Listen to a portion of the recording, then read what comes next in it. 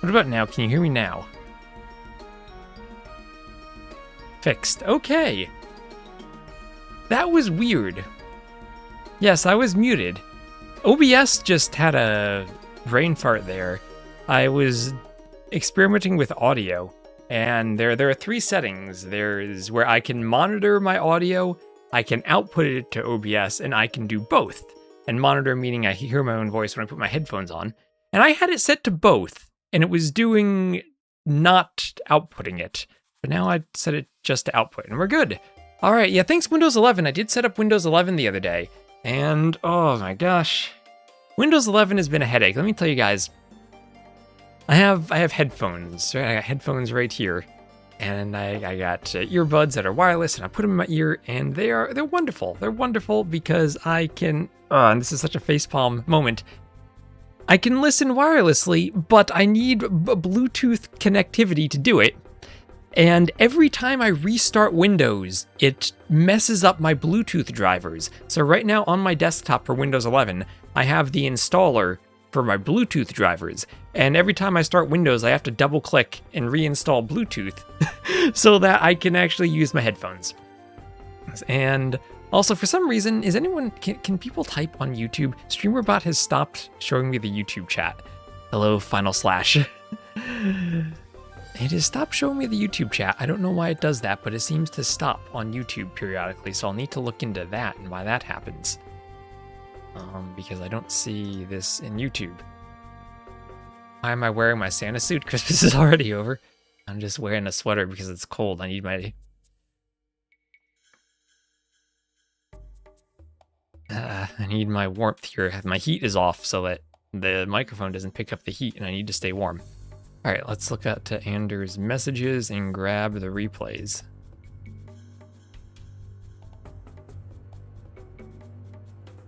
And now I realize that I downloaded all 7 at once. I might not have them in order. So instead, I should download them one at a time and rename them. Let's do this smart thing.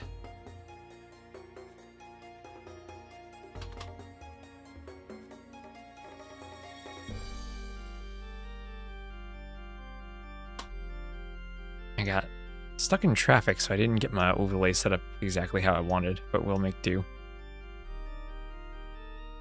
Windows 11, this file explorer. How does Windows 11 downgrade the file explorer? All you have to do is display files. Not that hard, Windows.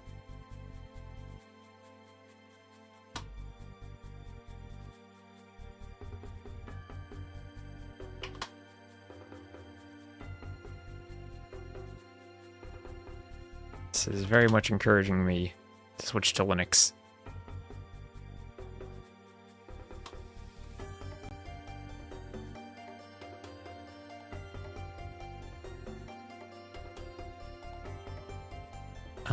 Title. Oh my gosh, did I not set the title?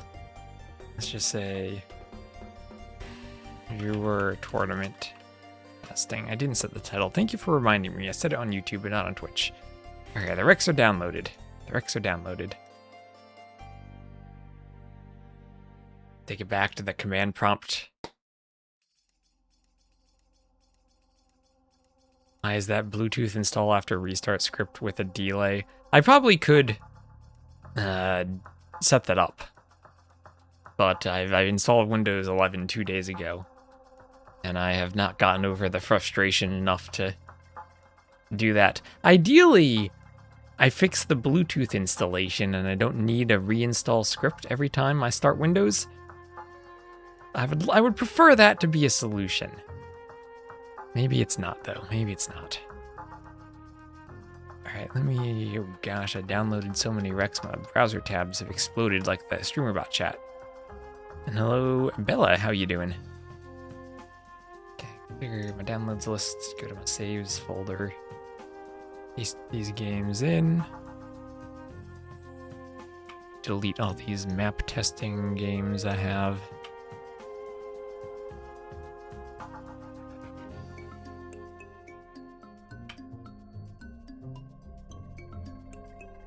File management is the hard part of playing AoE 2. Put too many files in your folders and the game slows down to a crawl. Great. These folders go, or these files go here.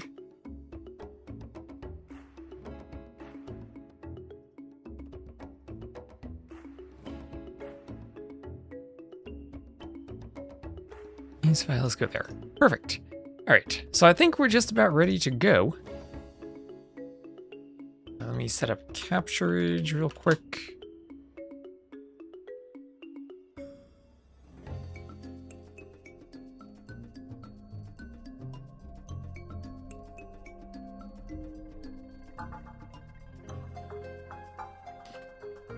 Alright, got that. Let's see. I don't need a King of the Desert logo. I do need a mouse cursor.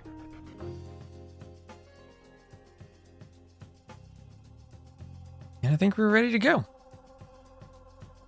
So let's hop into game number 1. So map will be enclosed.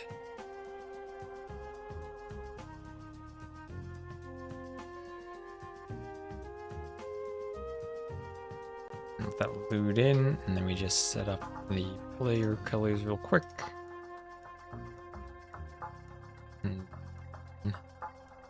And there were team names. I need to check which team is which.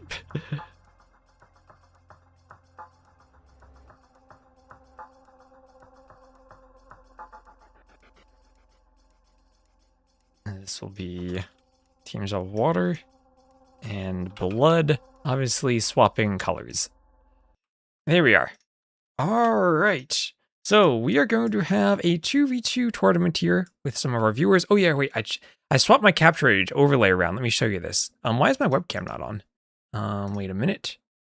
There we are. See, I put the webcam down here now so that I don't block the chat as much, and I put the chat over here on the right. And now that I think about this, I had set this up for 1v1s and not for 2v2s, so hopefully the chat is aligned properly. It looks okay. Anyway, we are going to have here Grand Admiral Thrawn. I don't know what that is. If I recall, that was a character from Star Wars, from some cartoon. I think he was like blue. Maybe it was an Andorian. Anyway, then we'll also have Rubitub Dubs over here in the blue, Magyars and Portuguese. Hello there, Langzander. Then we'll also have over here Divine as the Saracens and Extreme as the Berbers in red and blue. So as normal, cold colors versus warm colors. And we have a best of 7 between them. So a few buffaloes coming in enclosed. Of course, you have this unwallable strip of rock terrain encircling the map. Now, if you're clever, you go Armenians or Georgians and plug it up with mule carts. Or you grab relics and build a relic wall. I think you can do that. Other than that, you can't wall it up. And let me make sure I can see my YouTube chat too. Got the most important chat, YouTube. See, I need to debug StreamerBot more. It seems like it disconnects from YouTube chat periodically. And at the start, it was giving me YouTube chat, but now it's not anymore. I'll need to investigate. War Elephant Wall is the only way. Yeah, Relic Wall is good. You need to collect all the relics. This is a standard 2v2. It looks like it has 5 relics. So 1, 2, 3, 4, 5. If I recall, we had put 7 on the maps for cartographers. So here we have blue. Oh, we had a pause. Oh no! Divine, you paused. Just as Rebitub Dubs was luring in that elephant, the most dangerous time to pause there is. Oh, no. That's how you know this is a hardcore tournament, when people are pausing during elephant lures. That elephant's just pathing itself to the TC. I'd love to see a relic wall here. As Ornlu and I played a 2v1 against Hera once, where we had to wait for like 1.5 to 2 minutes in the Dark Age before we could start moving. And we had Land Madness, and Ornlu built a mule cart wall. It was glorious. Now we got Loom on the way for Divine.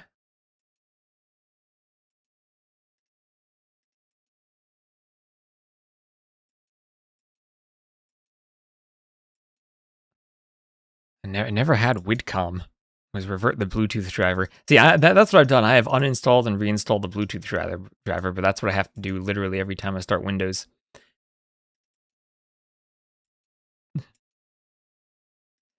I don't think I ever had Widcom. Never heard of that before. Sounds like WinRAR in terms of software you wouldn't want to have installed. So going out here for the gold will be our Portuguese player. I'd say both of them are an archer civ and a cav civ, although Saracens and Berbers each could be played either way. And I guess the same could be said about Magyars and Portuguese, so maybe going for some flexibility here. Saracens with the archer bonus will, of course, be pretty nice at breaking through any palisade walls around the enclosure, but the TC's there, so I don't know if you can do much damage. More interesting maybe if there is a bit of walling on the outside you can break through. Pikilu is barely higher. I think I was at 1902. One day I'll have to play more 1v1s. Honestly, I haven't played 1v1s since the Voobly days. I need to learn the new builds and the new meta.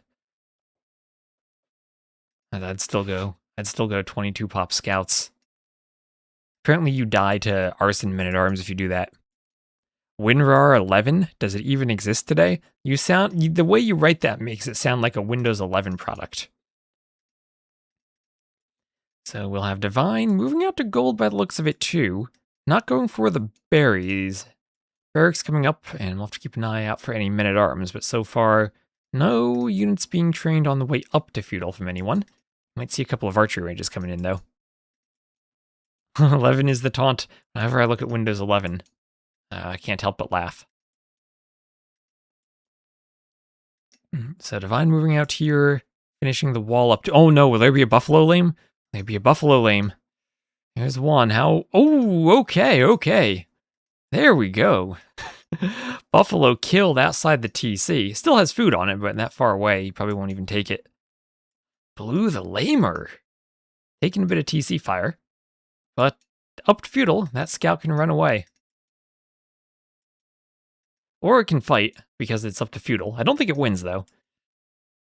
It's close, but it has to run away. Windows 24, then. Oh, okay, dead villa. No loom for Grand Admiral Thrawn, and Extreme snipes the villager, with that feudal age scout, no less. So let's come over here to the berries. Green will be scatting around a bit. And nice snipe there, nice snipe from Extreme. I have feudal age coming in from Divine, and there we are, up to the next age.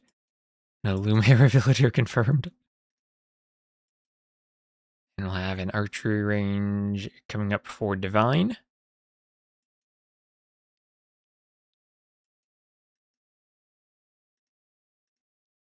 Blacksmith and 2 ranges for Rubbertub Dubs.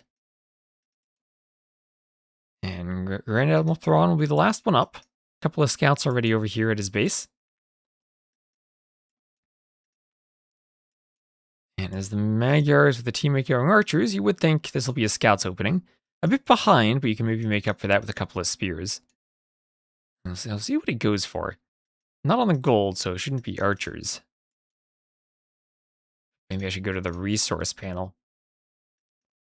Probably worried about those quick walls, trying to keep the scouts out, and we'll throw down a stable, slam it down with everyone in the village as the spears come out. And the spears should be able to keep the scouts away, especially when they're weak. This is where Extreme could choose to dive the spear, but with another spear coming from behind, probably not a good decision, and he will take a poke. Spear gets a nice poke in. Meanwhile, on the other side, there is a tower forced up on the gold, killing a predator animal out there, the jaguar by the looks of it. And Rubbertub Dubs will end up camping that tower with the archers. Eventually, he should get cleaned up, as Red will get a couple more archers and some skirms out, and it's awkward to fight underneath a tower. And if Red micros properly, should be able to clean that up, but all the while idling the villagers. Idling the villagers as Blue is mining away 7 on gold, more archers on their way forward, and our Saracens player will have to add in some skirmishers. Now, that's awkward because we don't even have a mill up yet, and the skirmishers do cost food. And no mill also equals no farms. And remember, one of those buffaloes was lame, so we're at -1 buffalo too. With all the buffalo on this map, usually you can delay your farms quite a bit. I've actually had quite a lot of success when it comes up in the 4v4 pool, going Byzantine flank double-range skirmishers on this map. Lots of skirm choices: Byzantines, Lithuanians, Dravidians, Koreans, Vietnamese. And archers forward from Rubbertub but the teamwork as Extreme comes over with some scouts, Divine comes from behind with the archers and the skirms, and we'll clean up those archers. Ooh, things are looking pretty good for our water team here. And as someone from Jersey, I need to be extra careful pronouncing the word water because my accent does not pronounce it correctly. I gotta be extra careful.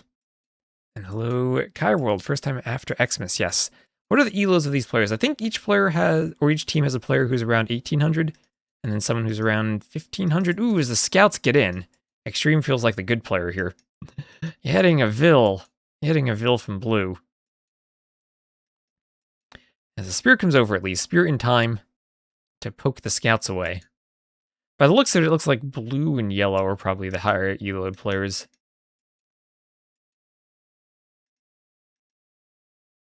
Maybe I'm wrong about that.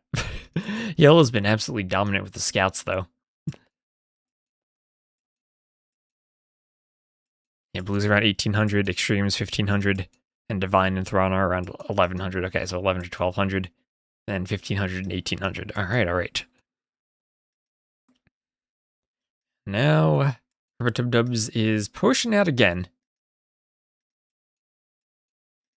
You can already tell just by the smoothness of the builds which are the two stronger players on each team. So, ooh, a lag pause, thanks to Yi. And blue rate production, that's what you do with the Portuguese. With your gold discount, you pump the archers out. And look at that, 12 archers.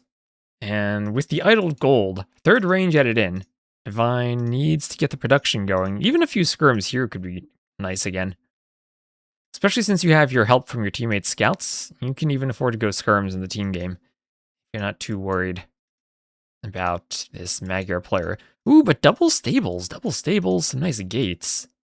Magyar as well have that free foraging. We have bloodlines already. Ooh, 2 more scouts in a straight up fight, and with that spear coming over, okay, this could be an okay fight for green. More spears on the way. Oh, those Magyar scouts are strong with bloodlines.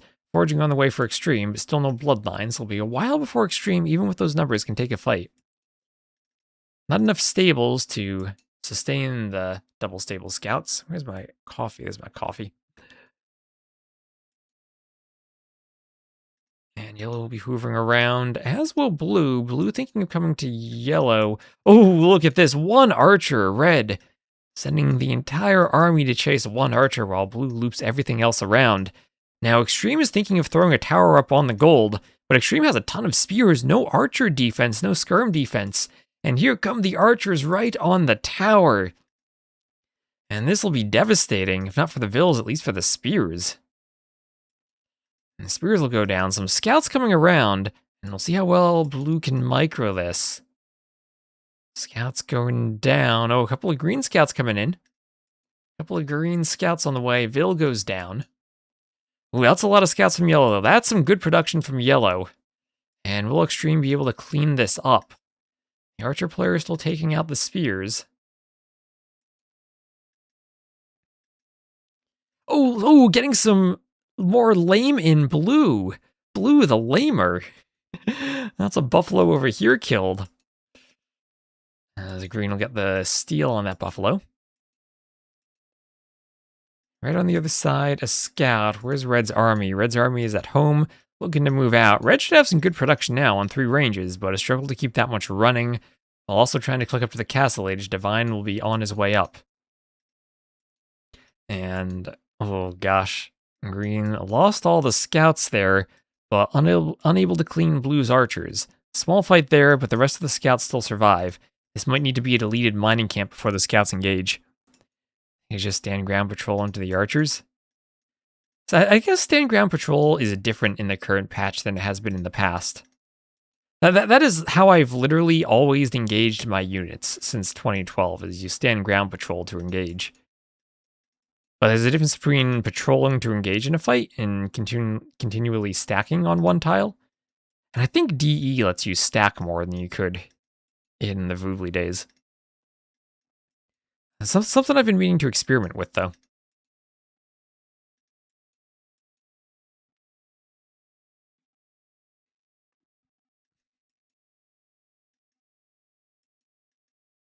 And and yellow, deleting the house to try to get a better surround on the archers. Here go the archers trying to run away. The scouts get us around. And all the archers die. All the archers die. On the other side, one scout from Dubs, our blue player, scout in the back. Everyone up to the castle age. But Divine will be up super fast using that Saracen's Market earlier. And that army is ready to strike. The tower from blue is on the berries, not on the gold. And that'll be a good 40-second window to do crossbow bodkin and come in and hit Vils on the gold. Hello, Viper 999 fan 666 fan.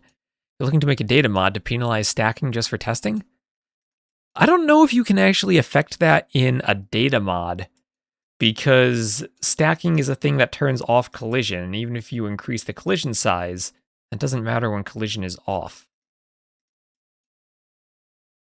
I think it's something that has to be a gameplay change. Maybe we should just go back to the pathing on Vubli. I'm waiting for the sequel to the Relics of Atheline to come out. And there we go, crossbows getting in on the gold. Getting chased by a jaguar here. Chased by a tiger. Those are tigers in this map. Chased by a tiger. Have to flee from the tower, but that gold now is idled. So great revenge from Divine from earlier. Now hitting Blue's gold. Blue on 3 ranges too. Immediately goes for the University and Ballistics. We see armor coming in from Divine. On the other side, some scouts from Extreme moving around the back. But it looks like Grand Admiral Thrawn is walled up everywhere. An aura with 0.1 range that increases the attack time. Taking the scenic route where Red was trying to be hidden. And it worked out. The danger will be ballistics. The danger is going to be ballistics. Right now, Red probably wants to come over and try to hit green over walls. Right now, get a combo with yellow, force up a tower, be able to deal with spears. You don't want to stand against ballistics. See, did Red scout the University? We didn't see the University, but ballistics is now in for blue. And this army is in a lot of trouble. Crossbows chasing, closing the distance. And here, Dubs wants to close the distance because he knows he'll win the fight with the numbers. And with ballistics, the army won't be able to run. And down it goes, everything dying from Divine. But that did give him time to do a forward workshop, and it's Scorpion time. Ballistics coming in now. That'll help for the Scorpions. It'll also force up a defensive workshop, probably from Dubs. And we'll have another TC going up. That'll be our second TC, our first extra TC built this game. And Grand Admiral Thrawn so far just patrolling at home. And Red's 1100. Red is playing extremely well. Oh, wait, what were the elos again? Was that Divine was 1100? Yeah, Divine 1100. That is pretty darn good for 1100. Current patch allows for crazy stacking. Yes. Why is Team Water red and Team Blood blue? Lack of coordination, I'd say. And look at that. Look at blue losing a ton of archers there. Some Scorpions need to come out. And some camels here for extreme. Camels will help fend off these light cav. But behind this, Grand Admiral Thrawn, 2 extra TCs, and some light cav coming over, hitting the back of Dubs. Some more crossbows come around. 1300 team game, but don't play many 1v1. Okay, that's probably better than 1100 then. Just look at this level. It definitely feels higher than 1100. All that start for Grand Admiral Thrawn losing to the Feudal Age Scout. Losing the Vil there that was unloomed definitely hurt. And some scouts running around, but still struggling to take fights with the gold units. The camels and the knights added in for extreme. And another TC added in for divine. And extreme going for one more TC, this time on the gold. On the other side, we'll have a crossbow fight. Looks like divine does not quite have the numbers. Might need some scorpion intervention to deal with the rest of blue's crossbows. Here comes the scorpion. Remember, with ballistics. And some crossbows start going down.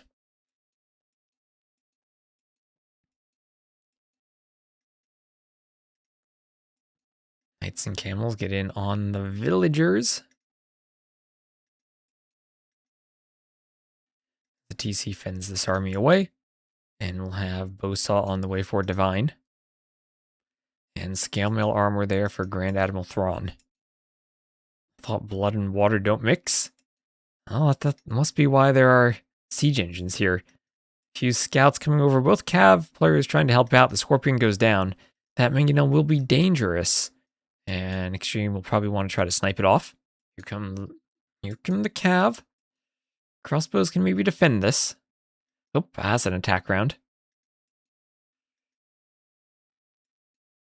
They're moving around at the same time, still trying to break in over here at Green's base. And they will go for the backup mangonel. That'll get sniped off pretty much for free.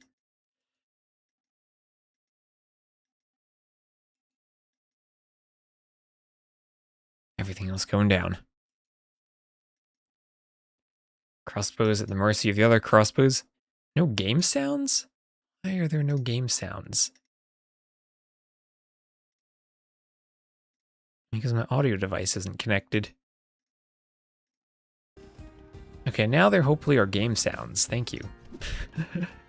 Windows 11.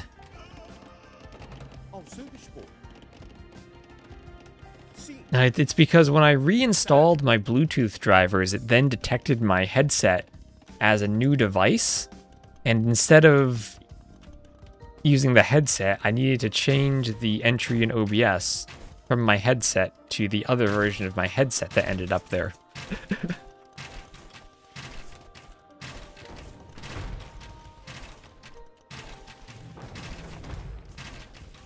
Well, the mangonel push is continuing for blue. And blue looks to have a pretty good score here. As the crossbows come in, the ram will go for the mangonels. Keep getting 10 to 15 seconds of frozen lag. Xander really is lagging. 14 pauses needed. Sorry to hear that. The lag, the DE lag. Will the ram catch the mangonel? They are close, but no, does not get a ram in. And that mangonel is free to keep knocking down the workshop. We'll have a fourth TC added in from Divine, trying to get a big economy running. Now, Vil counts 120 to 129, still extremely close. As are the military counts.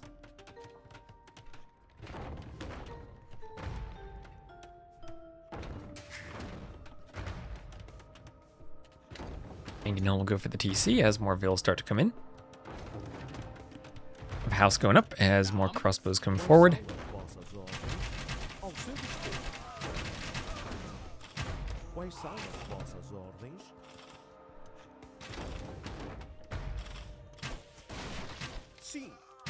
Mangonels go down, and more crossbows come on the way.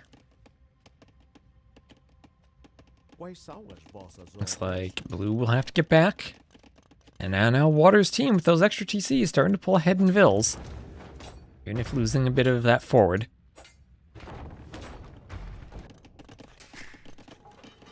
And no. Oh, look at this T90 styled farm around the lumber camp. Oh, some lumber camp farms over here too. Is that the new meta? Lumber camp farms? Lumber camp farms from everyone? Yeah, from everyone. You gotta build some mills out here. Anyway, yellow's attacking again. It manages to catch the Vils going for the TC. These Vils don't know where to go. They're lost. They want to build their TC, but they need to retreat to the safety of the Expos. And a few light cav and knights will go down there. Doesn't get many kills, but still extremely annoying.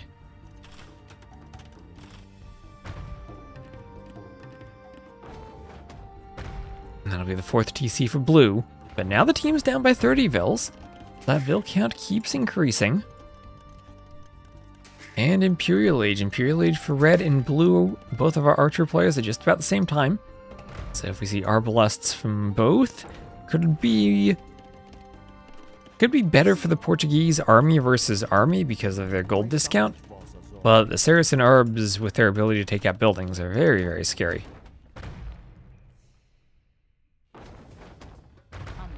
And where are these two Vils sneaking off to? At the front, Cav archers now from green. I'll try to shoot and run away from the Berbers. I'm sure the Berbers will keep spamming some Cav, but we'll need a way to deal with the pikemen.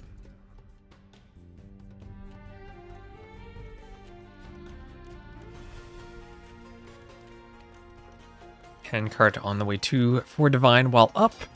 I have a couple of stray cav in the back.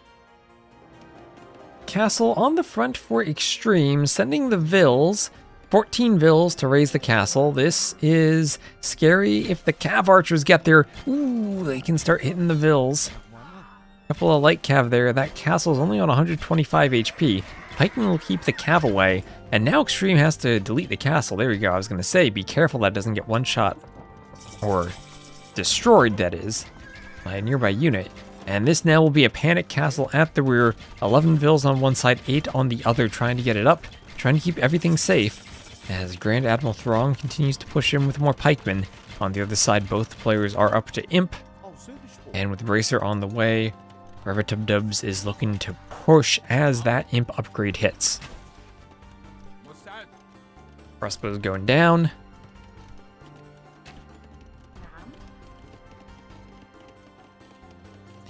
For moving the castles away from the rocky terrain on the map when moving out on the map. More away from the green on the outside towards the edges more. And we'll have a castle from green here. That'll be right on the front of extreme. As the cav archers look to break through that wall and get in. Arb versus Arb chemistry for both players. Both clicking all those upgrades. I feel like Divine has taken some losses, but managed to recover every time this game. Maybe that's because of the Vil count, 191 to 144.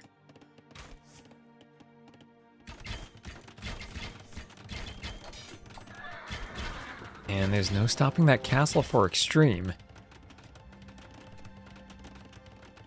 I have no idea who's going to win this. We have a score lead for Blood, but Water has about 40 more Vils now.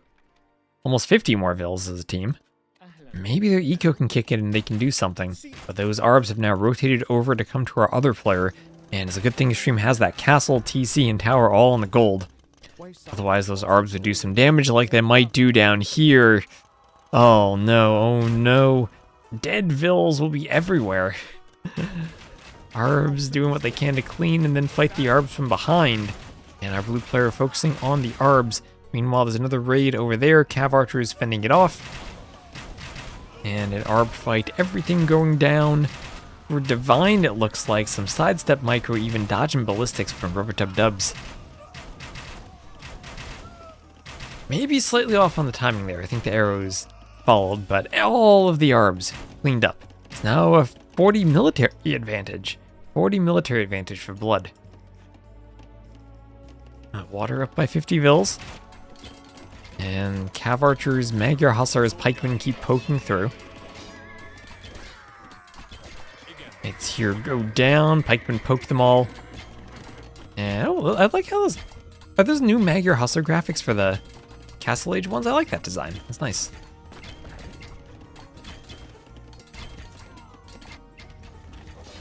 And here we are. Yellow once again in on Blue's base, killing some Vils. Blue trying to add in more stables in the back, but not having the timing for it. They never agreed on a target.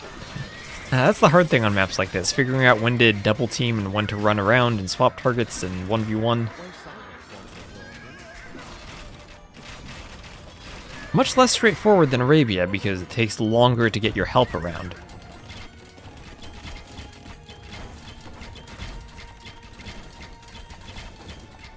I just have their names on the scoreboard. It hurts me too. Hurts me too. Ooh, over here. Finally those Arbs get cleaned up. Finally they get cleaned up by Divine. And that's going to give more room for TCs over here for Extreme. And he'll need him as he is running away. Migrating out of the space. Yeah, it feels like Yellow's been double teamed a bit more. That being said, Blue has gone after Divine quite a bit.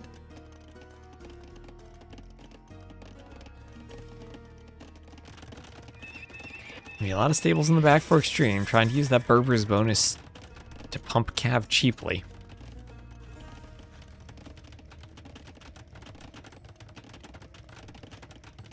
And you're right about those extra 60 Vils.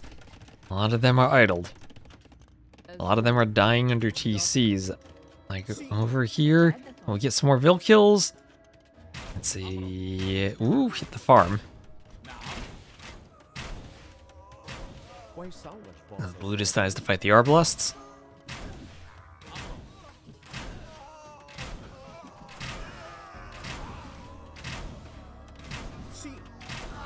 And down they all go. Blue's army will be forward, red and yellow still trying to combine their forces to defend against Grand Admiral Thrawn's push.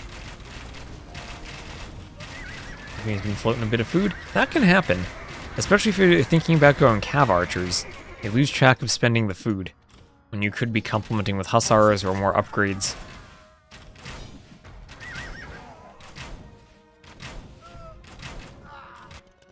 Blue continuing to dominate as the players will share a stone. Arbalest might put an end to the sharing. And oh, look at this, the mining camp directly in the middle. Squeezed in the middle of that TC foundation. That'll be canceled as soon as the Vills get there. And they can't build it. We'll see if they mine peacefully. Meanwhile, these Arbs still wreaking havoc in Red's base. Red doesn't have anything with which to defend them. Oh, and some light cav will come over to this stone mine.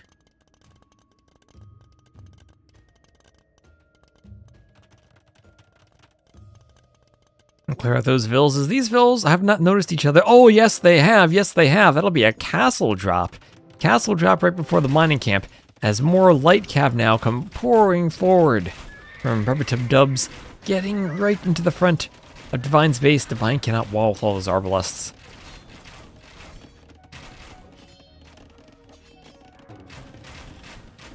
And light cav gonna start pouring in. Meanwhile, on the other side, fairly stalemated here. Cav Archer versus Camel Archer. Camel Archer pretty decent against countering the Cav Archer. That's what they're supposed to specialize in. They are just a strong unit overall, all around. And Osman Kelep here, thank you very much for the follow. Welcome in.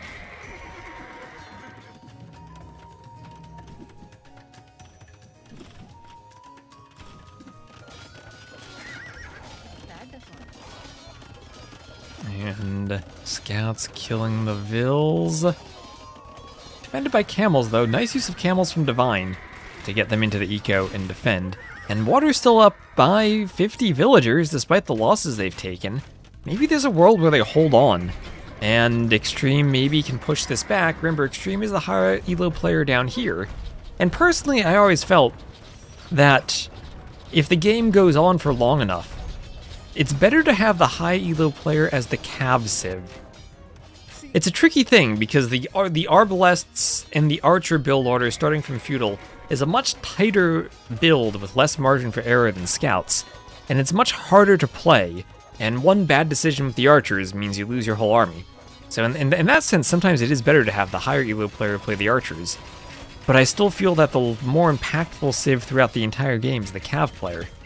And now we have some more Cav Archers down here from Grand Admiral Thrawn. So I'm never actually sure which role is more well suited to being the high elo player. They both have their pros and cons. I think maybe at a lower elo, it's better to have the high elo player on the Archer Civ because of that build order, and then at a higher elo, when maybe differences in build orders are less pronounced, when everyone is pretty comfortable with them, and then put the higher elo player on the Cav Civ might be a more impactful long-term gameplay choice. Anyway, those Cav Archers just massacred everything. These are Magyar Cav Archers. 7+3, I think they can even get more. What are they missing? Oh wait, that's attack. I think they get up to 11. And Divine pushing back, Divine taking the score lead, and now that Vil lead mattering, and Extreme has held on, ran right past Grand Admiral Thrawn through this rock terrain, and is now hitting Rubbertub Dubs from behind. Light Cav raids Berber Light Cav, not even Hussars, but Light Cav, getting in, killing Vils. These things are nice and cheap, and they'll get a great raid on Blue. The Vil count is madness. Right on by, that's enclosed. What was I saying earlier? Grab the relics, put them here, make a relic wall. And here come the skirms, fending off the Camel Archers. Range goes down. Tribs keep on shooting.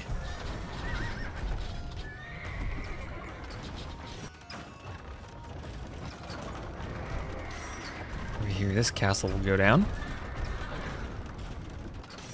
Oh, and Danny, thank you very much for the raid. Welcome in, everyone. We have 4 viewers here who played a 2v2 tournament, and they sent me the Rex to cast. I figured we have a bit of a break before Red Bull gets started, so might as well give it a cast. Hola, Primeval. Stasis, how are you doing?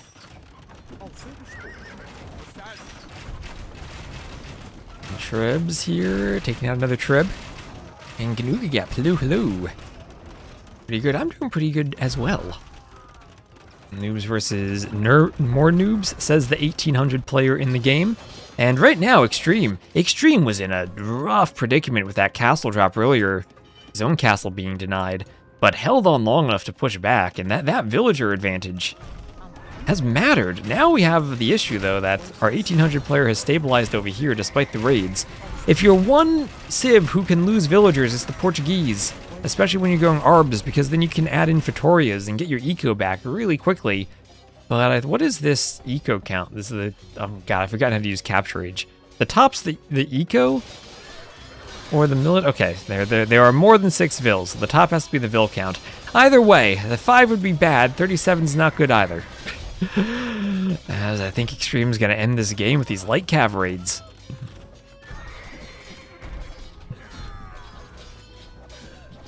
Yeah, green melted. Bourbons have Hussar, right? I'm not imagining that. Yeah, Extreme. Oh, there we go. Extreme doing the Hussar upgrade.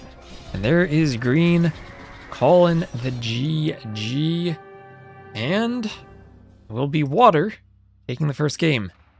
So looking at some stats, that'll be 394 kills for Rubbertub Dubs. Look at that, 394. You go. And you can tell the other team that they had a lot of vills for a long time, and you can see that through Imp. Look at that, yellow booming, not much military, was pushed, but held on to turn that eco into army, and by the end they were pumping, pushing forward and pumping military from behind. And oh yeah, look at those economies. GG. Very festive. Thank you, Caterpillar. As I said, I need to turn my heat off while casting, and I gotta wear a sweater to stay warm.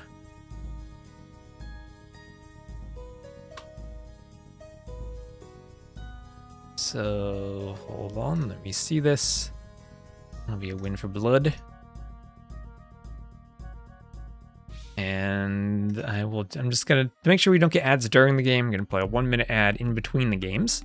So excuse me if you're on Twitch. Still think Vitorias are always a mistake. They only work as a surprise tactic. When does Red Bull get started? Red Bull gets started on January 2nd, and the Red Bull qualification ladder is the 2nd through the 18th. And on January 12th, I have a Twitch front page slot, so I'll be casting there. And hopefully there'll be a lot of ladder games that game, so I might spend 8 that day, because I'll be spending 8 hours casting on the ladder. And that should be good. And Primeval Stasis, thank you very much for the follow. You're impressed Yellow lived. Yeah, Yellow did a great job of holding. And hello, Ultron.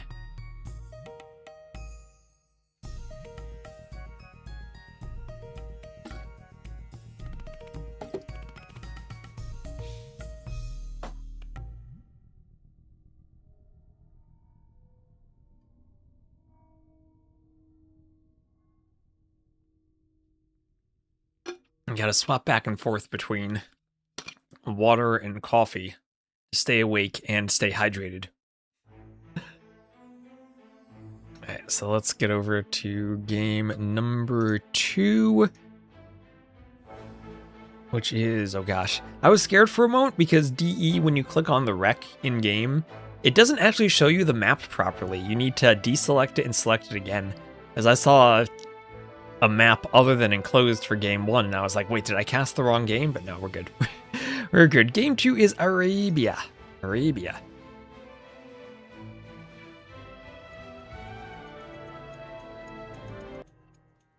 And And here we are. So we'll have, ooh, a color swap. Oh my gosh, everyone swapped their colors. We're gonna maintain the same colors. Or is this our opportunity to swap the colors and put water in blue and blood in red? Is this our opportunity to do that? Let's watch them out of order. I think it is. I think Extreme will be green, and Divine will be blue, and Grand Admiral Thrawn will be red, and Rubbertub Dubs will be yellow. And we're going to stick with that throughout the rest of all of the games, and we're going to make it red versus blue. And we're going to stick with that, and that way blood will be red and water will be blue. There we go. Incoming. Hello, Jordan. Thank you very much, Jordan, for the raid. So we're casting here. We have a few viewer games. They played some 2v2s and asked me to cast them. We're kind of mixed teams where we have Extreme and Rubbertub Dubs. I put them in the higher color. They are the higher elo players, around 16 to 1800, and then Divine and Grand Admiral Thrawn are a bit lower. They're around 1300. So hope you had a good stream, Jordan. Hope you're getting ready for Red Bull and also for TTL. And hello, everyone. Do I think there's any shared 10 times Civ bonus team comp that can compete with Poles, Persians, Sicilians, and any of Teutons, Franks, and Malians? What is the map? Because 10 times Civ is going to depend heavily on the map. I've had some games with Chinese 10 times shared Civ bonus where you Vil rush from the start, and it's crazy. You can't actually build Vils because of all the negative food you have, but you have a crazy Vil rush. My favorite composition, I think there was a way, it was hard to survive until late game, but I think it was Persians, Bengalis, and Hindustanis, where with the Persian faster working TCs, the Bengali population bonus that decreased the amount of pop Vils took up, and the Hindustani Vil discount, you had free instantly creating Vils that cost 0 pop. And then you could throw in Spanish or Inca or I don't know, even Berbers for an extra Vil bonus and go crazy on Vils. Vil trick is to get way. Hello, Sir Baron. And thank you, GTG Divine, for the sub. I take it this is you down here. Walling up. So, what are the civs for Arabia? We have Ethiopians and Khitans. Extreme going for the Khitans. Ooh, great scout civ, but no bloodlines. And have to be careful about not having knights. This is where, usually if you're in a 2v2 situation... Oh, we have Khitans over here. Khitans in Chinese. Okay. Usually in a 2v2 situation, you want to double the scouts player. And reduce their scouts numbers, and also hit them where they're forced to wall. And the archer player, if they have to defend, they can wall up and hide behind the walls, use their archers and camp the TC. The scouts player can't really do that, and it's much harder for the archer player with the slower army to come over and help the scouts player and not take a bad fight on the way than it is for the scouts player to come over and help the archer player. But I'm wondering if you have Khitans on your team. Because remember, Khitans, let's see, what are they red? They do not have bloodlines. Where is their stable? They do not have bloodlines. And they also do not have the knight line. They can go light cav, camels, and steppe lancers, but they're not going to have good cav with a lot of pierce armor. So maybe up nerf TCs. Did someone just run into a TC? I don't see a skull. Green. Where were you? Where's the corpse? I totally missed the TC that Green ran into, but goodbye, Green. As I was saying, you might want to focus the archer player more to keep the archer numbers down, because I feel that the archers are the more threatening unit, as scary as the Khitan eco is. Running into a TC is your trademark. Oh, there it is. There is the corpse. Now I see it. Do you know if will I still be doing pacifist runs? I have some ideas for pacifist runs. I might be able to get to them soon-ish. I'm finally done with the TTL maps, and I'm done with outside of like tournament hosting and mod work for the next couple of months, so I might have some time to edit. And Wild Boy, thank you for the follow.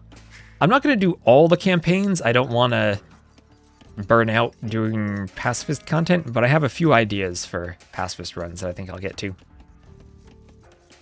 So Feudal Age on the way here for Extreme. Up at around the same time as Rubbatub Dubs. Again, those are our two higher ELO players. And this time putting both higher ELO players... Or actually, no, same thing. Same thing as last time. We have a different strategy. Higher ELO player on the Cav Civ here with Extreme. And then higher ELO player on the Archer player with Rubbatub Dubs. And double ranges, right in front of the gold, everything you'd expect. When is that monk video? Oh my gosh, that monk video. Actually, they broke that mechanic playing Xander. They broke the mechanic I wanted to show off. And I need to see if they fix it so I can make the video properly. They did? Yeah. Have you seen that Viper video of the monk that basically... I don't know if they fixed this, but the monk goes at the same speed as the thing it's converting. Or Phosphoro has a couple of videos about how monks change with the pathfinding update. Oh, we have a WTF moment here. But the monk mechanics very subtly changed with swapping conversions and following units. And I need to see if there's a change to them before properly doing the video. Yes, you can still give the command and the monk will follow and the conversion holds, but it's trickier now and there are situations where you sometimes can't do it, or you need to do it differently. So here comes some scouts. Rubbatub Dubs in here scouting, seeing that he's against the scouts player. And immediately adding in the blacksmith. Gets the mill up before the blacksmith. And no eco upgrades here, as the archer player, it is really hard to fit in double bit axe on the team game when you're pumping out archers in 2 ranges. Oh yeah, the double healing bonus? That's a thing. That's the T90 made a video about that. See, Divine getting in, still scouting Grand Admiral Thrawn, and the Catan players, of course, adding in these pastures. And no farming upgrades from either of them. No domestication. Oh, interesting, in the team game, Capture Age doesn't actually show the farming eco upgrades properly for the Catans. Right, unless I'm just imagining that. There's no dots there. There should be dots there. Yeah, the red would definitely show up. Because they don't have horse collar, and instead of showing domestication in the subsequent upgrades, it only shows horse collar. So we won't know whether our Catan players have their farming upgrades or not. I think maybe I could hover over this and check. It looks like they don't here.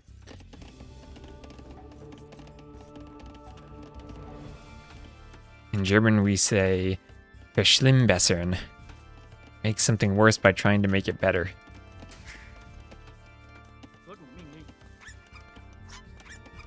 And that describes Nilly's pathfinding job description. So Stone Gate here for Extreme, making sure to keep the pastures safe from the archers. And scout in the stable. Perfectly said. I really need to do a German stream someday. Next time Jordan plays, we can try to cast him in German. I was going to do that once, but then he scheduled his games for 4 a.m. my time. And that is not my sleep schedule. So full walls here from Rubbatub Dubs. Full walls from everyone. Pretty much you'd expect in Arabia. No strong double teams or pushes so far. Our Catan player is trying to advantage their pastures as much as possible. Blacksmith coming up here for Extreme. Could always cast him in I could always cast German in Jordan. Okay, Atomic. It was going to be Jordan versus Target in Stronghold Frenzy, but then it was 4 a.m. Scouts come over, try to hit the archers. Spear comes over to poke them away. And the spear will poke the scout. Oh, and hello, Master Dugan on YouTube. Hello, thanks for casting. Struggle with macro big time. Honestly, I think he played pretty well in that first game. The transition from Dark to Feudal was pretty sloppy, but you had a great push on Extreme, an early imp. So Divine's forward gets cleaned up. And, ooh, archers. Archers getting in. Getting in right on the berries. Looks like there was an over-forage. And here they come. Scouts coming from behind. Can they take a good engagement? This is where Divine might need to delete some of the walls so Extreme can engage with the scouts. There he goes. Beautifully done. And needs to get his archers in the right position. Vill's in the TC, providing some more arrow fire. And Rubbertub is cleaned up and scrubbed off the map, but has a few more archers on the other side. You're saying Jordan and German out loud right now. It's fun to say. Very good pronunciation, given the sounds that are available in English. The sound in German that I struggle the most with is a U with an umlaut on it. That is something that I don't have in English, and it's very hard for me to pronounce that in a way that sounds differently than a normal U.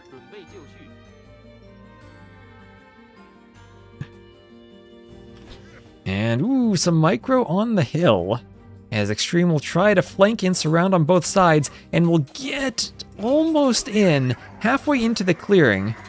Then Rubbertub will go to that one tile, 8 archers stacked atop each other, and the scouts will have to run away. Yeah, exactly, it is hard to say. At least for me. A few more scouts. Ooh, Divine taking the brunt of the punishment here. At the very least, both players taking turns coming into the space and not coming in at the same time. Grand Admiral Thrawn will hoover around the scouts a bit. And hit some of the vills on the berries. Down they go. As the archers keep pressuring the scouts. The scout will be taken by the TC and taken out. How do I say lyrics?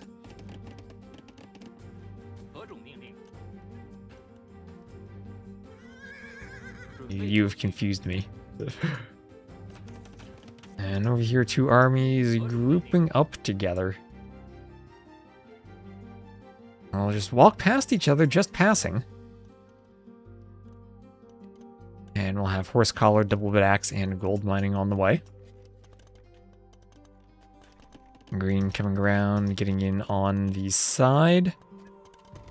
They will look to break through the walls.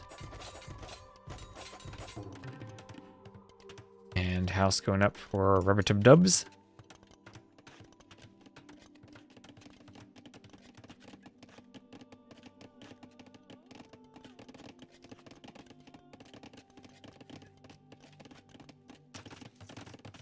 Archers walking around on the outside, and they will get in on the wood line as that pasture starts to be taken out by the archers. And that's a pasture down. These are valuable to lose.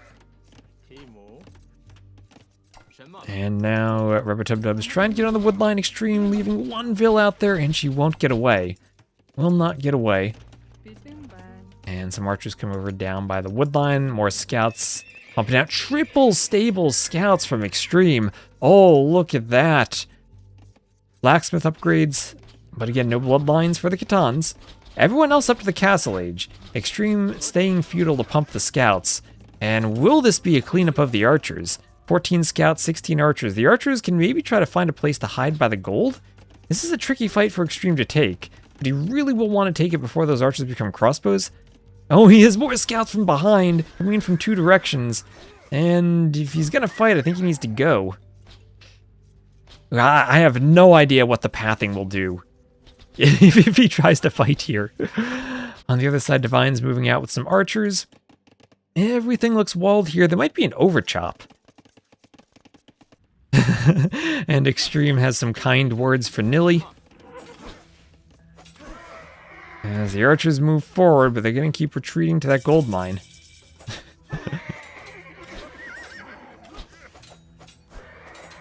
And okay, here we go. He's taking the fight. Does not want the upgrades to come in for crossbow and bodkin. And will take whatever fight he can. It's only 10 archers. They're not that grouped up, right? How is this happening? The scouts will win at least. Yeah, they're fine. It worked. It worked out. That was an okay fight. And on the other side, Divine amassing more archers. But Extreme still in feudal. And we'll need to make sure that he doesn't get cornered by crossbows like that.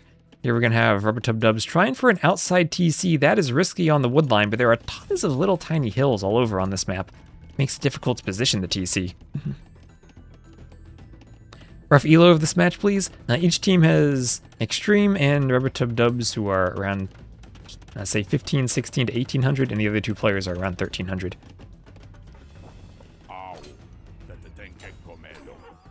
So Spear, Pikeman now, free Pikeman for the Ethiopians. As here we have Divine getting in on the wood line. Is there an overchop somewhere? Oh yes, there is. What the heck type of hole is that? What are those? What? I can't even click that. I guess is it just a plant? What is that? Oh, he's in. It's just weirdly positioned on the hill, maybe. And attempting a TC is Grand Admiral Thrawn, but getting massacred at the same time as the crossbows are there. And combo with the scouts. Delete in the back because the Step Lancers wanted to fight the crossbows, but there were too many scouts there, 21 scouts. And 90 seconds away from the next stage is Extreme.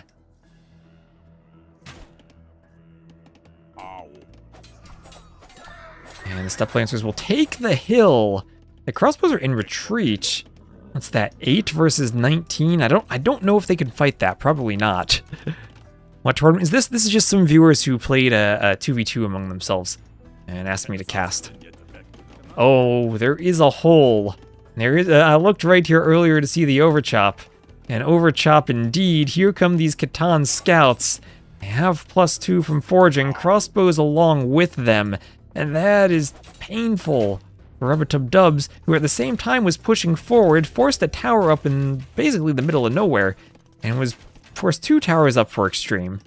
But now has to look back to his own base, has to delete a bunch of farms around a mill to reclaim the wood so they don't get sniped off. And now the scouts can hoover everywhere. House goes up, but that'll just let the scouts turn around and hit crossbows. And some quick walls everywhere, quick walls for yellow, keeping the gold alive. They lose a vill or 2 there. All in all, though, nice reaction to clean up a lot of these scouts. Armor on the way for the scouts. And they're not quite getting in, but crossbows in the back. Running into the TC, maybe. What did we say? TC's OP? How much has this TC killed? The starting scout, the crossbows, everything. TC here is the MVP. At the same time, more stone walls coming up for Extreme, trying to wall out crossbows. And I just saw there's some blinking dots here, but it looks like those Ethiopian pikemen help out against the Step Lancers. Over here, Vill's trying to fight against scouts and crossbows. This is cleaned up, but that was a lot of idle time. But at the same time, look at the Vill difference, 105 to 54. In favor of red and yellow.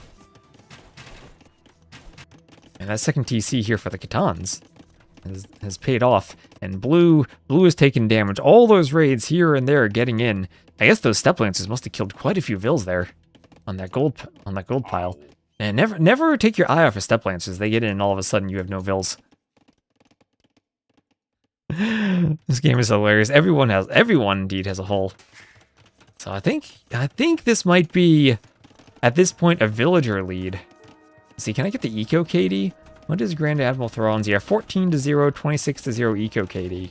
And up there is the GG. They don't have the Vills left and they recognize it. One more crossbow fight. One more crossbow fight, but that'll tie it up 1-1. Divine saying I have army, but that Eco KD does it. That was a very messy game. But the Chinese carrying with their economy. Chinese are going to be an interesting archer civ for team games going forward if they're successful on the flank.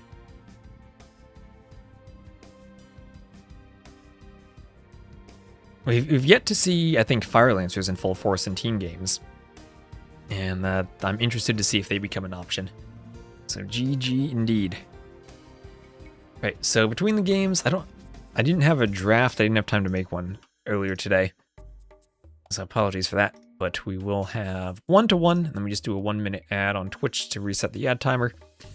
And game 3 looks like it'll be Nomad. Nomad for game 3. I caught up on the chats. Type in again, hello. Grand Admiral Thrawn over on YouTube.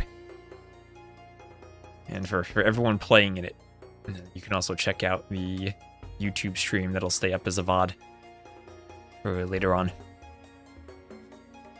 Alright. Nomad.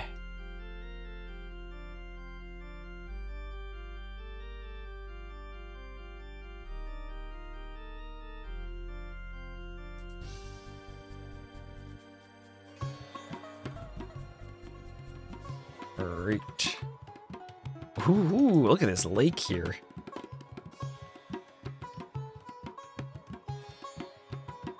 Okay, so what were the colors? This Divine was blue, Extreme was green, Grand Admiral Thrawn was red. And then again, this is blue versus red. There, that's the same colors I had last game, right? I think it is. Alright, anyway, we are game number 3 on Nomad, all tied 1-1. We will have everyone kind of TCing in the same spot. I can see them all on one screen. We'll have blue and green essentially crisscrossed with red and yellow. And it'll be our 2 higher elo players TCing next to each other here. It'll be the Persians for Rubbertub Dubs. I don't know if they had any laming rules. So, apparently not. I don't see a treaty. Is there a treaty? Capture Age might just not show the treaty. There is a Nomad treaty. I'm looking in game. There is a treaty. And Extreme, the lamer. Oh, but getting punished by the Rhino over the diagonal? No. Okay. Oh gosh, his Chicken Nomad. He's laming before the TCs go up. Admin loss for this team. What is this? Fiage, thank you very much for the raid. We're here casting a couple of viewers who played a best of 7 2v2 tournament and apparently did not include Nomad laming rules in their tournament settings. Wait, did Extreme decide I'm not going to continue laming the Rhino? I'm going to take it back for myself? I think, that might be an Extreme mistake. Extreme getting punished for laming, losing the Vil, and the Rhino's going to walk back. He got greedy at the last moment. Oh no. Well, maybe, oh yes, that's what happens to you if you lame. But losing 1 Vil at the start of Nomad, don't lose a second. Don't lose a second. If I'm Rubbertub Dubs, I'm leaving that Rhino. I'm letting it go after that Vil. There's Loom. So also another Vil behind from having done Loom that early. Maybe Extreme just felt guilty about laming. I mean, you brought the boar back to the TC. You don't even have the Vils. I'd say you don't have the Vils to kill it, but I guess it lost enough HP there. That's fine. Alright, laming on Nomad at the start. Well, we'll also on the other side have Bengalis and Spanish. So Spanish Dravidians against Bengalis Persians. Dravidians, of course, have that dock bonus, so you don't need to build a house right at the start. You get +5 housing space from the dock. You could save a bit of wood, get your fishing ship out earlier. Seems like Extreme might have spent so much time laming that he just did the house anyway. And we'll have the early fishing ship out, though, for our Spanish player. 2 fishing ships, though, already for Rubbertub Dubs as the Persians, +50 wood, and the faster working dock, so you pump your fish out nice and quickly. Looks to be DE's version of Nomad. Looks like there are maybe more fish than there are on Ladder Nomad. Maybe I'm wrong about that. I feel like there are more fish. And looks like Divine is the Spanish. Would have a great stone location back there. Harder to mine stone for the Bengalis player if they want Rathas. Would have to come out here. Now, Ratha versus Conquistador is an interesting matchup. I think I still like Conquistadors, though. Even though the Rathas have enough HP, they can still take fights decently. Have a fun stream. See you later, Langzander. Oh, I guess Fire Lancers don't require the archery player to make an extra building, so maybe I'm wrong. I think camels are more useful than Fire Lancers for team games. I think that camels are more useful in a 4v4 if you're the Chinese and you're a pocket. But if you're playing them as a flank, I think being able to mix in 1 or 2 Fire Lancers just to deal with occasional cav units, if you're separated from your cav player, could be really nice. Oh, we have another Rhino lore down here. Let's see if Extreme can pull this one in. Fire Lancers are super strong. I agree. Wait, we saw them in that Regicide Fortress game on Cartographers, but that's a bit of a different situation than I'm thinking. And again, I don't know if Fire Lancers are useful on a flank. But I'm thinking just having the option is nice. Same for Vietnamese on the flank, too. Or Koreans on a flank. Ooh, are we going to see a Divine? Oof, okay, the Vil just made it back. Just made it back. Not going to have another error. But, ooh, that Rhino is far from the outside. Maybe this is a good thing if Divine mills it and realizes that later on you'll need the mill for the market anyway, so you're not going to miss a mill. Oh, that is nasty. That is absolutely nasty. The Vil can't even path to it, just standing there idle, doing a split with his legs, trying to walk to it, but frozen in place. The opposite of one of those treadmill Vils on the edge of the map. Oh, there he goes again. Doing some dance moves there. Look at him go, trying to get there, but he can't quite make it. 35 food, so that Vil's gonna stay there for a while before he moves. Hello, Chicho, how you doing? Oh yeah, could you go Fire Lancer plus Siege Tower as a team game flank? I played a couple games with Phosphor where he tried to go Persian FC Elephants from the flank. I think it worked because we had a big enough elo difference, but maybe he could pull some Fire Lancer shenanigans. There is Rubbertub Dubs going forward but running into a TC. This time it's Extreme's TC getting the kills, and he'll push a deer back. There's a nice Rhino under his TC again.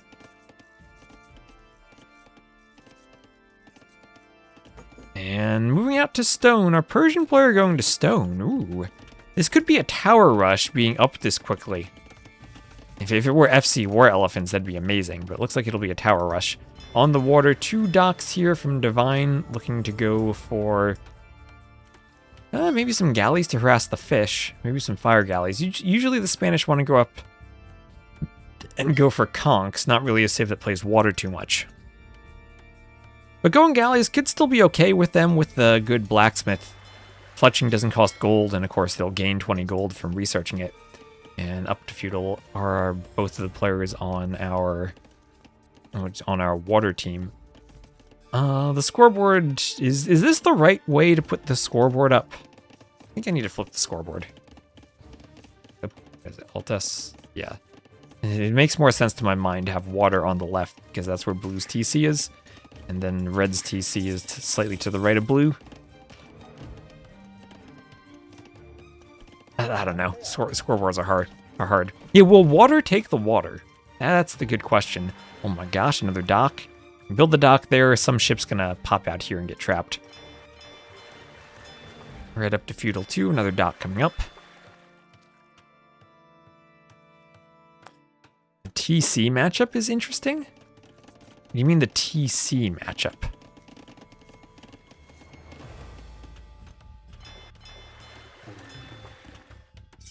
Oh, positioning, okay. Yeah, like I said, crisscrossing the TCs, and it is indeed a tower rush from Rubbertub Dubs, building that tower on the opposite side of the wood line here, hitting some of Extreme's Vils. Extreme will be taking the deer and bringing them back to the TC. As the tower starts getting some arrow shots on the TC, we'll have another tower going up for yellow on the other side of that wood line, and a lumber camp going up here for Extreme. Grand Admiral Thrawn up to the Feudal Age. And we'll see what happens on the water. Bengalis would have the healing ships and probably the advantage over the Spanish. And Fire Galley opening from Divine. Now, it usually doesn't scale as well as galleys do. But here we might have fishing ships running into Extreme's galleys. Extreme should see that if he's paying attention. Now, he might not be paying attention because he is dealing with a tower rush. And we'll have a fire coming over from Rubbertub Dubs. So fires from blue and yellow, galleys from green and red. And red will run the fishing ships. Run them to where, though? There's no dock over here. You can't fish at your allies' dock. And maybe we'll just have to make a circle around the map then. Trying to keep them alive. And we need a tower from red. Red should come forward and Vil fight on the stone. That could be pretty interesting. Extreme will try to be walled up, but walled up maybe didn't notice. Oh no, actually, wait, there are yellow Vils. Yellow Vils stopping the wall up. And this will remain open. Green unable to wall in time, and now the trush can continue on the inside. Extreme's going to have to pull all of the Vils to take a fight here. And force a yellow back. Triple dock 1 galley. That's the way to do it sometimes. Triple now, more galleys on the way. But we do have our Spanish player Divine up to the castle age. Hill's turning around looking to fight. And having your higher elo player trushing, while the Spanish player is up to the castle age, might not be the right way to do Nomad. Now, where does the castle get dropped? Does it go here? Or I'd be tempted to YOLO Vills and do the castle here. Remember, Spanish build faster. Not Sicilians, but you could take... How many vills we got? 27 villagers. Maybe you leave some on the gold. 10 on stone. I mean, you have fishing ships for food. You won't need more wood. You're just making conchs. You could grab 25 vills, Spanish castle, place it right here. The only thing that stops you would be clutch anti-castle houses. 25 vills, 2 wood chickens. Yeah. Oh, did that count? No, the 12 vills, 1 chicken. Yeah. Make a literal chicken castle by sending the chicken with you forward to make the castle. Sling everything, double Spanish castle drop. Oh yeah, I don't know if the players are here. Were there any sling rolls? Are you allowed to sling? Apparently, laming early on Nomad is allowed. Lots of fires here from Divine. Divine, pretty big navy for the investment into the castle. Same age, you can sling. Okay, so you can't do feudal to castle. Oh, and the castle will be on our Bengali player. Adding in the range, so that might be eventual elephant archers, but that'll be hard with the castle already on his face. And the castle also will secure the other stone away from the Bengalis and make it difficult for them to add in Arathas. Is it actually doable? Well, it is doable then, if Extreme were to go up. And there'll be a migration for Grand Admiral Thrawn running away. Castle will hit the TC.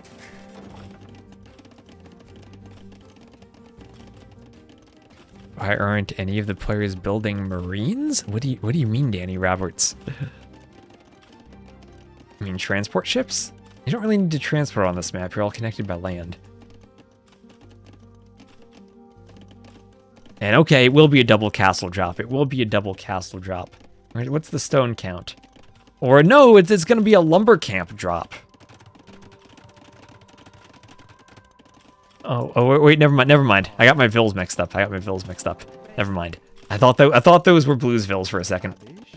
I'm becoming colorblind. For a second, I was like, that would be perfect if there were a second castle there, but not yet. I hope we have more vills on stone, though. We still do. Second TC. And here come the conquistadors.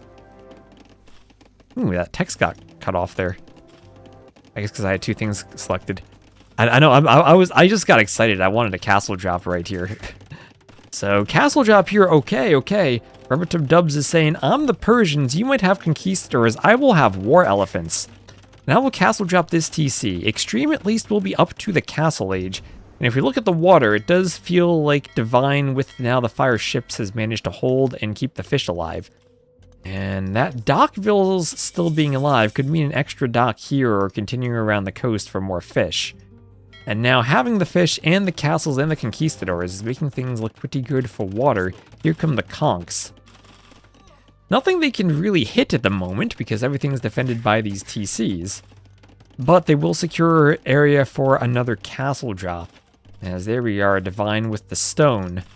Almost in time for another castle. And a castle dropping even here now would be crazy. Is Grand Admiral Thrawn up? No stone for a castle. Stone for TCs, though. But no Rathas to speak of. Again, no stone access. And his teammate not even sharing. Oh, he tried to go for stone. Not going to get there in time, though, as the conquistadors are prepared, patrolling around. The rude to play team games ranked as a noob? No, it's not. You'll just get matched with someone. If you're on Arabia, make archers as the flank, scouts as the pocket, and then you'll be good.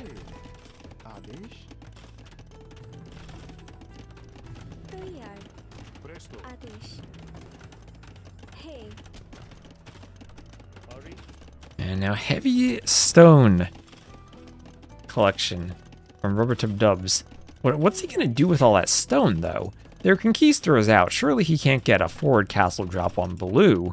Blue will have another castle, although that is a chicken castle. That is a back castle. I want to see the castle forward right here on this hill. Gonna be... Okay, Extreme going for the castle. So Extreme, this is the opposite of a chicken castle. His TC is being shot down. Does he go to clear the towers? No, he's going to go all the way to the back of Rubbertub Dubs' base. He could have gone here to hit one TC, but no, he wants to hit both TCs. And the castle will range both of them. And he has to be careful because the Vills are under the TC. Oh, but we have a defensive castle being raced up from yellow. Those conks need to try to stop this. Dravidians versus Persians. We have a good head start for Extreme, but fewer villagers. We have 31 vills versus 8. Yellow has sent the entire village to raise this castle. Monk there to try to deal with conks. Castle will be deleted. But now that that castle's up, we can have the castle rebuilt here right between these two. There's a lot of stone spent by Extreme, though. We might need to mine some more. But 8 vills should still be able to get a castle up here as long as the conk doesn't get converted. That's a lot of monks, though. The conks are shooting at the mining camp. They have to be careful. And the monk, ooh, he turned around at the last moment. He needed to commit there. He needed to commit. What's a viewer tournament? The viewers played a tournament, and they sent me the Rex to cast. That's what it is.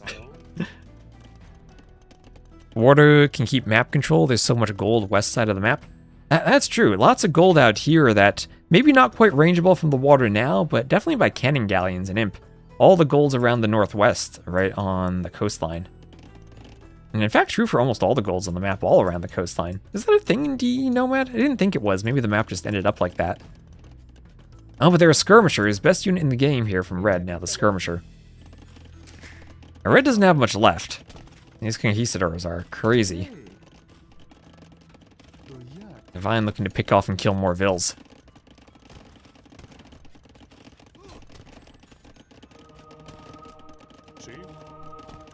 Monk wants a conversion on a conk. Gets the conversion. Now we'll have a Persian conquistador. I'm still waiting to see a war elephant. Would it be good? No. Would it be glorious? Yes.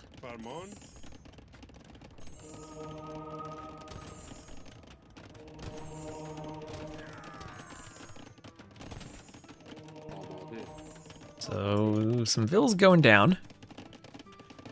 Spanish are crazy on Nomad. I mean, we've seen them on Arabia, and they're even stronger on Nomad.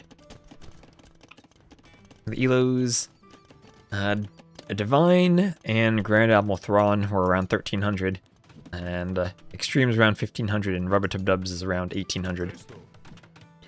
But it gives someone the Spanish on Nomad, and I think they gain about 500 points of Elo.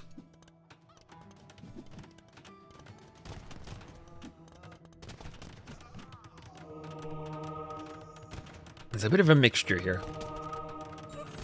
And the monks, oh, those monks. What's the elo on those monks? They got some insane conversions. Defensive castle going up there for yellow. As Extreme will keep running those vills. Like, he was so brave going for that castle drop, but now the conks will snipe him off. Ooh, that'll be some dead vills. The converted conquistadors. An even stronger unit in the hands of your enemy. Oh no. Oh no, the poor vills from Extreme. That's maybe how you win Nomad. You convert the conquistador. Is water, I mean, is divine devoted? Ooh, no devotion. Those conks need some devotion. Extreme dying to his teammates' own conquistadors. Let's see, Grand Admiral Thrawn trying to go for a TC. But will be hard with the conquistadors there. Conks could kill those vills and then destroy the TC foundation. That would actually be brutal. And Grand Admiral Thrawn just deletes that. Hans without a horse. Still miss Nations Cup. Ooh, I do miss Nations Cup too. Maybe next year we might have another Nations Cup, though. You never know. The university here coming up for Grand Admiral Thrawn. And a few houses coming up as well.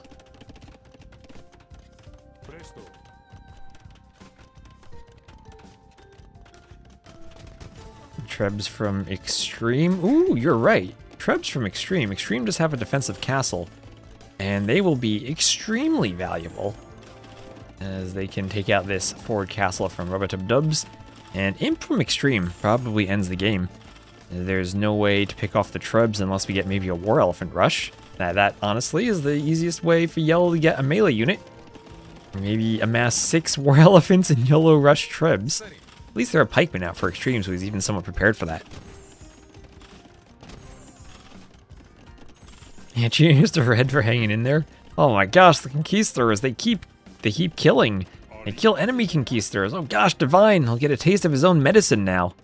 As here come the conks raiding his villagers. Oh, the castle picks off one of them. There's a chicken among the farms. But here come the conks. Low HP Ville, down she goes. How did Capture Age select all those farms? Yeah, Capture Age does that. If I have something selected and it dies, it selects something else.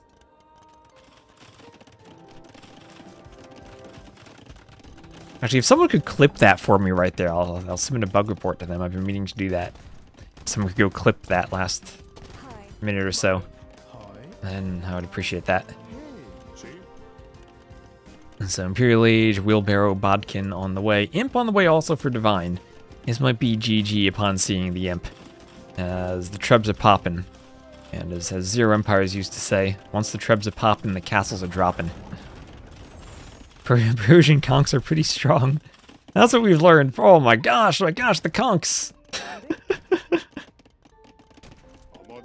It would be GG if they didn't have the conks. The converted conks might die soon. They're being chased away. Well, when you only have 2 conks, it's easier to pay attention to micro them. Less other stuff to pay attention to. Conk there going down. Oh my gosh, what did I tell you? Easier to micro. 2v3, you'll win the fight. Don't doubt the Persian Conquistadors. On the other side, Treb's taking out this castle, a third Treb on the way, then some conscription. Rubbertub-Dubs making a token effort to repair. That castle still will go down, especially with the hill bonus.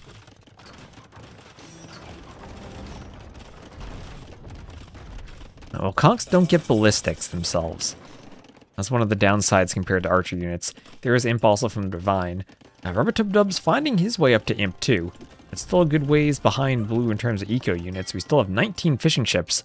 Although at this point, maybe they're starting to get a bit inefficient. Yeah, it looks like they're still working pretty well, actually. Some skirms here, but they'll get chased down by the conks.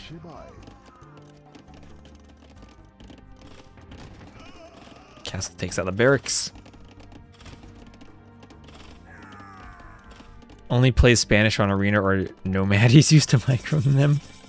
Oh, I think everyone's used to conks on Nomad. Or conks in general.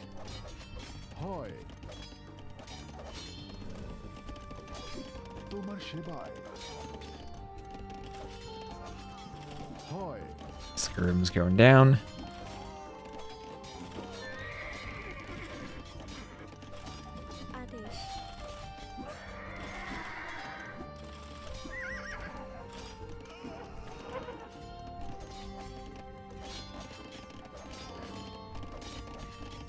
So much easier to be better at the game when you have full vision and don't have to control everything. That's very true. That is very true. Do elite skirms trade well versus conks in an even quantity match? Probably not. I think it's more about having numbers and taking cost-efficient fights. Conks have such a high attack that they kill the skirmishers. The problem is that skirms also kill them. And once ballistics comes in, the skirms become significantly more effective. It's more about whether you have ballistics, and then in Imp, if you're a bracer and you outrange the conks even more, you're better. I guess they did buff elite conks by making the upgrade cheaper, so maybe if you're thinking go elite conks, get even more attack, then maybe you could take better fights against Imperial Age skirmishers. Yeah, there's the GG. It's been GG for a while, but they hung on for quite a time. And Divine, with the Spanish, will lead the team to victory. Those Conquistadors, what was that? 71 kills. And 3 conversions for Rub-a-Dub-Dubs. How many of those 38 kills did they get? Probably all of them. But much better eco. Stream couldn't get the castle drop up, but did get Imp and contributed with the tribs. Like GG there. When you posted the clip, thank you very much. Thank you. I'll have that for after the stream then to capture it. Thank you. Thank you. Alright, so once again, just a quick ad between the games, update the scoreboard, and then get into game number 4. And so that was Water up 2-1 over Blood. And this has been a pretty competitive set of games so far. I had no idea what to expect going into it, but it has been pretty competitive. Thanks to the series, well, thanks to the viewers for playing.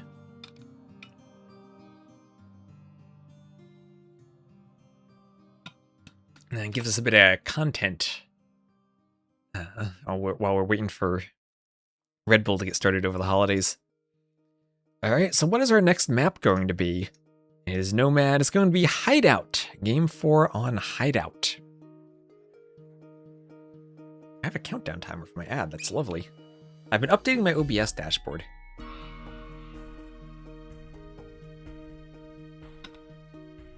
So hopefully my stream gets easier for me to control and everything soon. His outfit. Hello, White Knight. Thank you. As I said, in the winter I have to turn the heat off while I cast so that the microphone doesn't pick it up. So I need to wear sweaters. We're gonna be doing lots of sweaters. We have the same water bottle but orange. It was like 10 years ago. The top recommendation from the wire cutter for water bottles. And oh wait, I gotta change the colors around again. Okay, Thrawn, you were red, Rub-a-Dub-Dubs, you're yellow, Extreme, you're green, Divine, you're blue. Players are changing colors every single game. And blue versus red there. Okay, we got it. How much do I have it in my room usually? So what I usually do, I usually have the heat at 68. But what I do, I turn it up a few degrees before I start streaming, and then I turn it off while I stream. And then during the stream, it progressively gets colder. And at least I have my PC in my room, so that keeps me somewhat warm. And this room is warmer than everywhere else. Then when I'm done, I race to turn the heat back on. So we will have Divine as the Blue Burgundians and Extreme as the Green Britons. There are 8 civs in the game that start with the letter B. One day we'll have to do a free-for-all with all the B civs, just because the numbers match up. The map will be Hideout, and on the other side we'll have Rub-a-Dub-Tubs as the Cumans and Grand Admiral Thrawn as the Georgians. Ooh. Alright, so the Cumans with their second TC boom. I've at times thought the Cumans were the best civ on Hideout in 1v1s because of how well I've seen Tato play them. He has a great build where he tower rushes while 2 TC booming, and if you have to react to the tower rush, then you can't also pressure the boom, and you're stuck with a worse eco matching your opponent who has a better eco.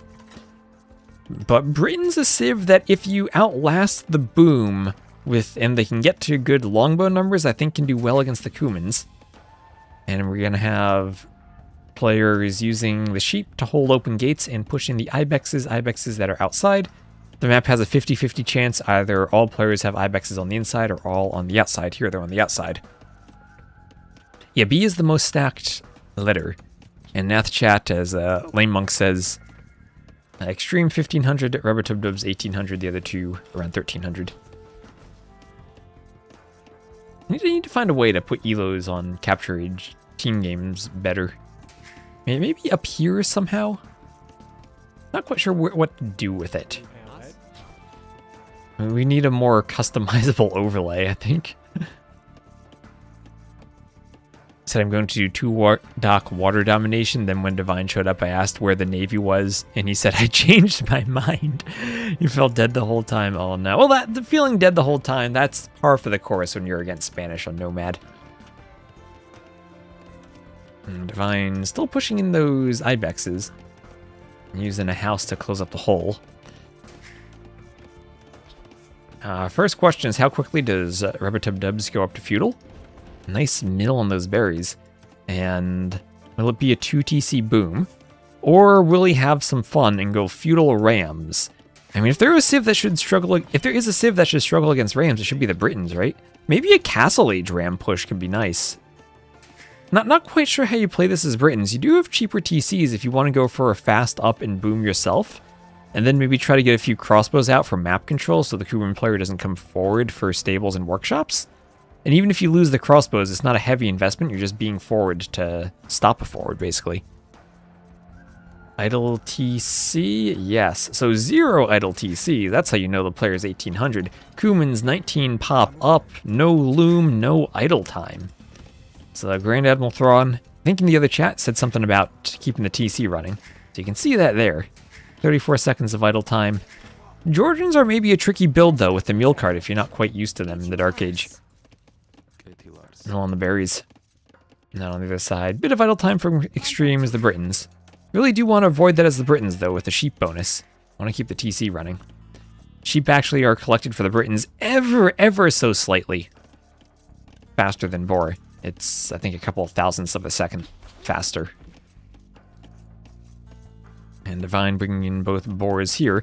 So fast feudal from the Britons and from the Cumans. And Britain's a civ. If you want to go for feudal age archers, you can.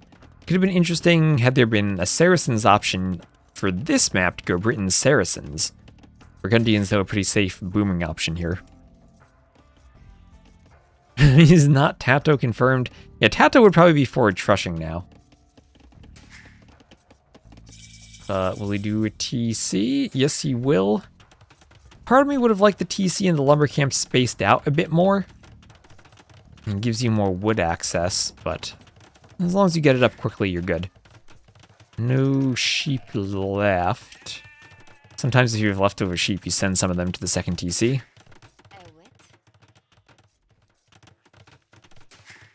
But should be able to do double bit axe and horse collar before even needing to seed a farm. And then get some mills on wood. Great to see you looking cozy from New Zealand. New Zealand sounds very cozy this time of year. I've never been to New Zealand, but one day I do want to take a trip down to New Zealand and Australia. Yay. And archery range coming forward for Extreme. And a house going up on the side. Archer on the way. Oh gosh. We had some pauses and some 14s. Someone named Larry is peeing.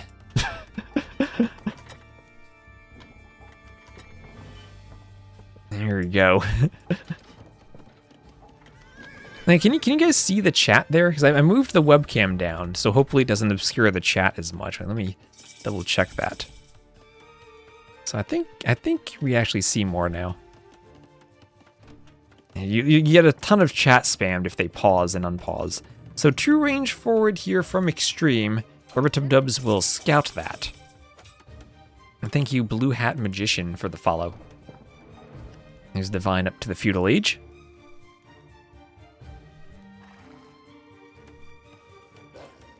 And Grey Wolf might find the Vills, who do at least have loom. Rubber-Tub-Dubs would hope to take a fight and lure the Vills into the wolf, trying to use the wolf. And there it goes. There it goes. Exactly what he wanted. The wolf going after the villager. But Extreme has the scout nearby. So will there be a Vill kill? This is going to be close. The Vills fight the scout instead of the wolf. The wolf goes down. And the scout goes down. 4 HP left. Perfectly calculated from Extreme. Micro God, says Extreme. As Extreme looks to stonewall up and start pumping out some archers. Archers to harass the Cuman boom, make sure that they don't get a free boom. On the other side, some palisade walls from Divine. Remember, the Cuman player cannot stonewall. And we got an oops from Grand Admiral Thrawn, who no longer has a scout. And selling wood, buying food. And archers looking to push in through the gate. Palisade gates. Usually the weak spot in the wall, and the archers should be able to push on through. Stone walls. Always gotta love seeing stone walls. And this is what I was saying. Britain's player can come forward with archers to punish the boom. And I think even more importantly, make sure that after the boom, the Kuman player won't have map control for coming forward. And that's what I was saying earlier about Tato doing the tower rush. He can use the tower to secure some map control, so something like this doesn't happen while he's booming. But our Georgian player, right up to the castle age, a bit of idle time though, for Grand Admiral Thrawn. That said, idle time for everyone. Perhaps most excusable for the Kumans, but idle time for everyone indeed, even 33 seconds here. If he stone walled between red and yellow and separated them, that could be pretty nasty. Then you just double team someone. So the gate is down, no extra walls, could be a bit of housing here. There we go, will be a blacksmith there for rubber tub dubs. But the archers should be able to get their way pretty deeply into this base. Defensive range and skirms now for the Kumans, as they keep booming up. There's a +1 range only in Castle Age? Yes, only in Castle Age, then an extra +1 in Imp. But no bonus in Feudal other than the production speed on the ranges.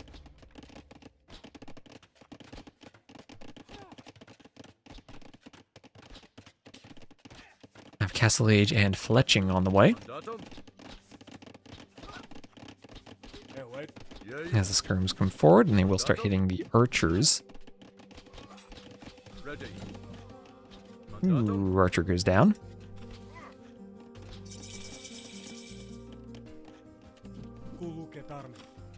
Skirms hitting the archers. Down the archers go. Ooh, more archers going down. Exact. Something was exact. And double stables. All right, double stables from Grand Admiral Thrawn, but that will be into only palisade walls with no Vil around here. Actually does worry me whether Divine would be able to re-wall in time were a bunch of knights to come forward. But the Burgundians, they must be making cavaliers, and that will be double stable cavaliers from Divine. Skirm still holding here, and double range skirms ready to defend against the archers. And this is where Extreme has to be careful. It looks like they lagged a bit and maybe paused in the middle of the fight. Quite a bit of lag so far this set, it seems.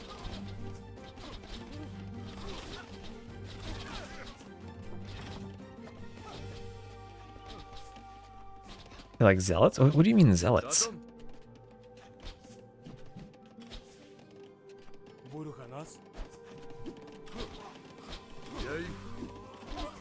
You might be thinking of some other units. So skirms and archers still holding, but good job from yellow to defend only with skirms, and now be up 52 to 39 Vils. Still a bit scary having this archer in your base. Or this archer army in your base. Killing doesn't spoil it anymore. Sadly, it does not. It is a bit faster to pop the Vils out and not have to wait for the TC to reload the final time, but you don't lose the food anymore. The days of needing carefully to manage your Vils under the TC are long gone.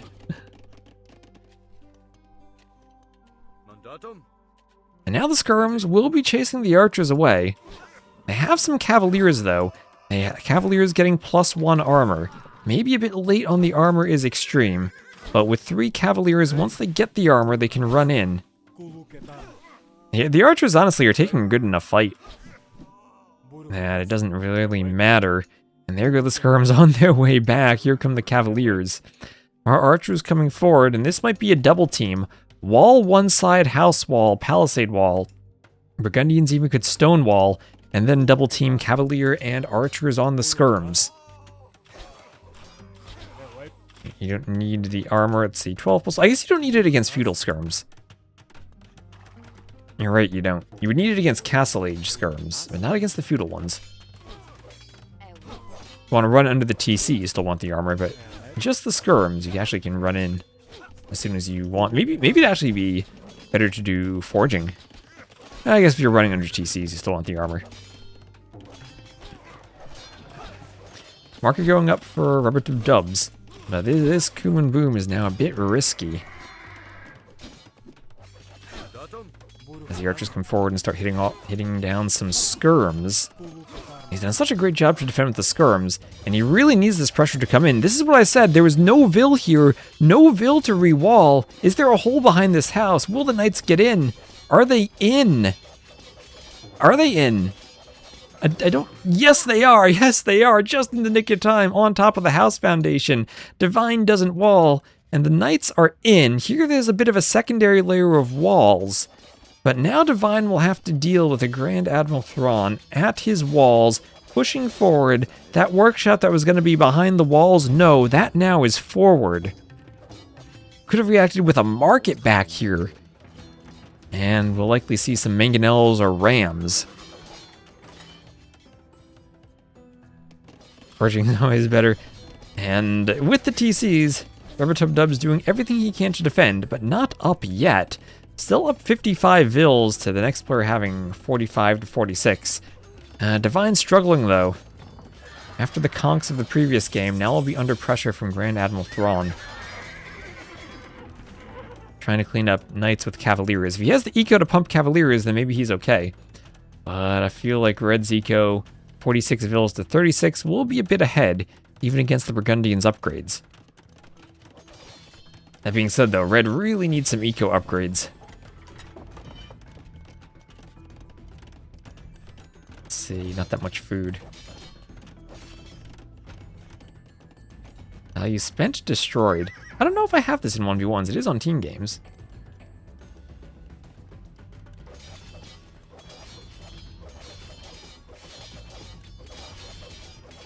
Okay, okay. So far, red and blue spent about the same. Yellow has spent a lot. But yellow's also lost a lot. I like that stat, spent destroyed.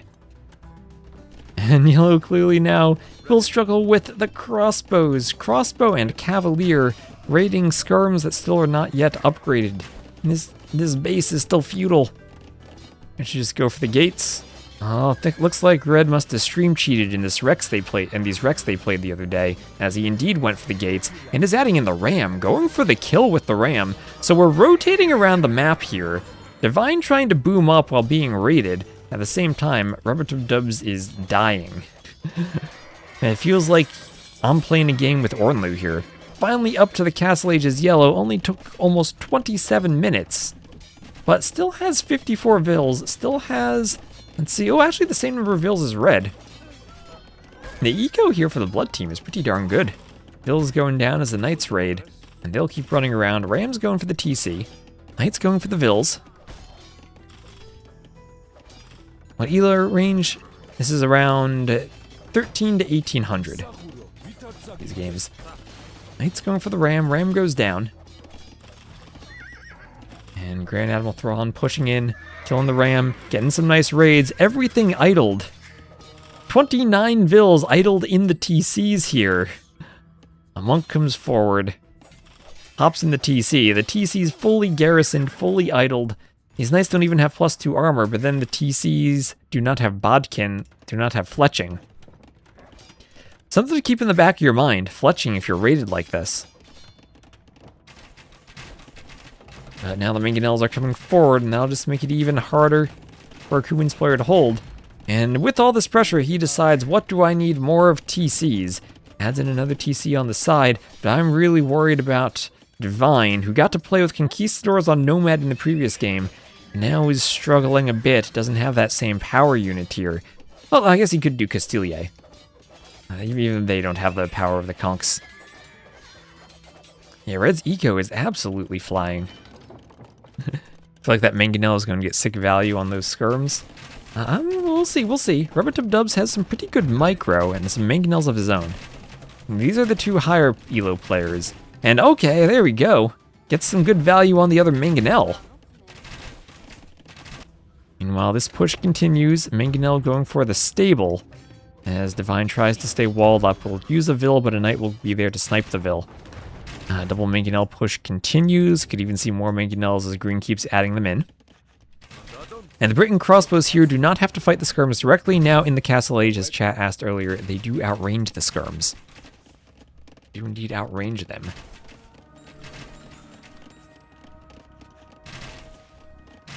But it needs that push to work. Yes.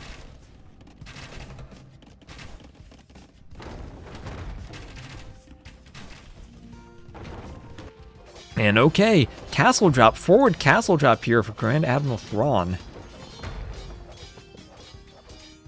Castle drop there. And Grand Admiral Thrawn might be the one carrying this game. 74 vills though for his teammate. 3 TCs.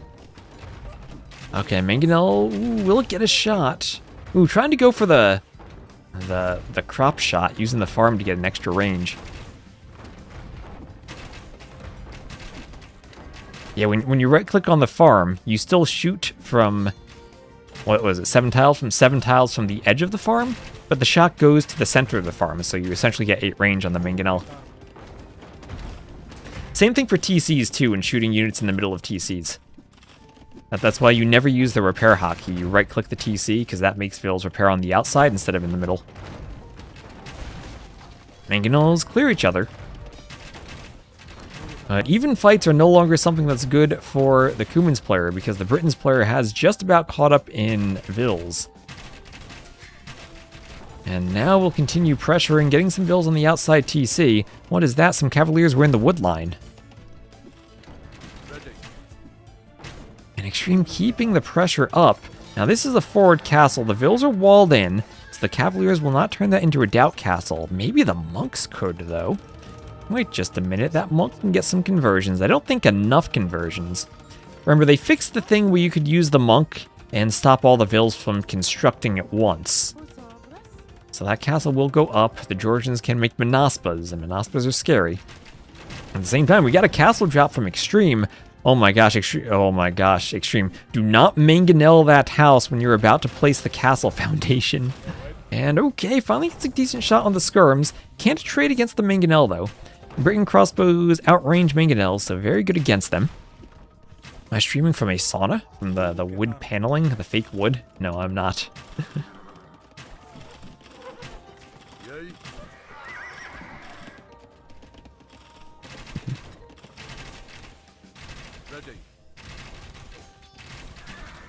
And here come the vills, here come the vills.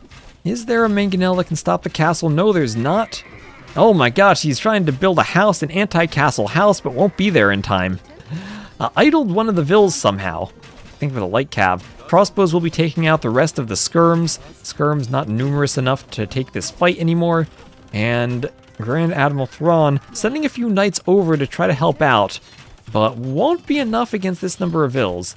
This is where Grand Admiral Thrawn needs to make sure he doesn't fall into the trap of trying to help his teammate and stopping the push.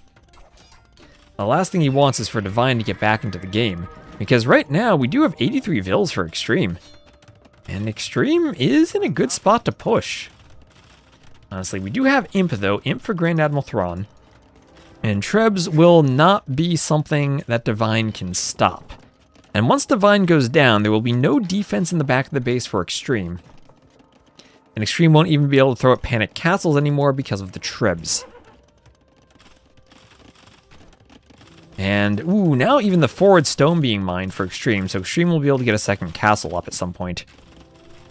And Extreme up to Imp as well. Extreme up to Imp. Maybe could get Trebs out to go for TC snipes. Once the TCs go down, there's nothing else protecting the vills of Rubbertub Dubs. That is a hard name to say. And there will be a TC on the outside here.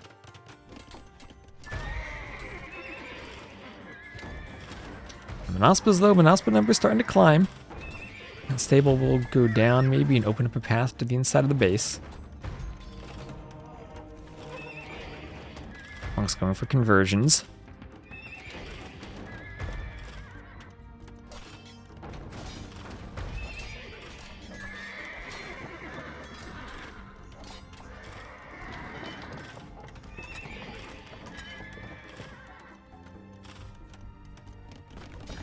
And defensive castle here for Rubbertub Dubs.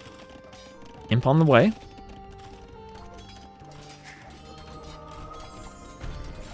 And that TC being trebbed down.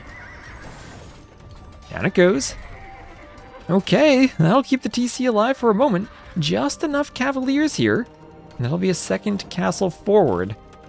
I'm actually kind of worried now our Britain's player with more vills will get to the Imperial Age and be able to treb down this castle. And as much as we'll have stables for Rubbertub Dubs, it's going to be hard to produce any type of cav unit that can deal with Britain Arbs in the Castle Age. Britons will have ballistics on the way, they'll be able to do bracer chemistry and Arb, and then they'll slaughter all Castle Age cav. Although, somehow in the far TC, Rubbertub Dubs does manage to afford Imp. And he, at the very least, still is ahead of Divine, and has managed, I think, to run more eco away. Now one of the TCs is down, and that Treb continues to open up this base for raids. Maybe needs to move forward a bit more towards this TC as the Manaspas keep coming forward. Yeah, that's quite the migration over here. Mining the extra res, actually finishing them off. This team will need to keep rotating around to keep grabbing the extra resources. And another castle from Extreme. Human safety TC.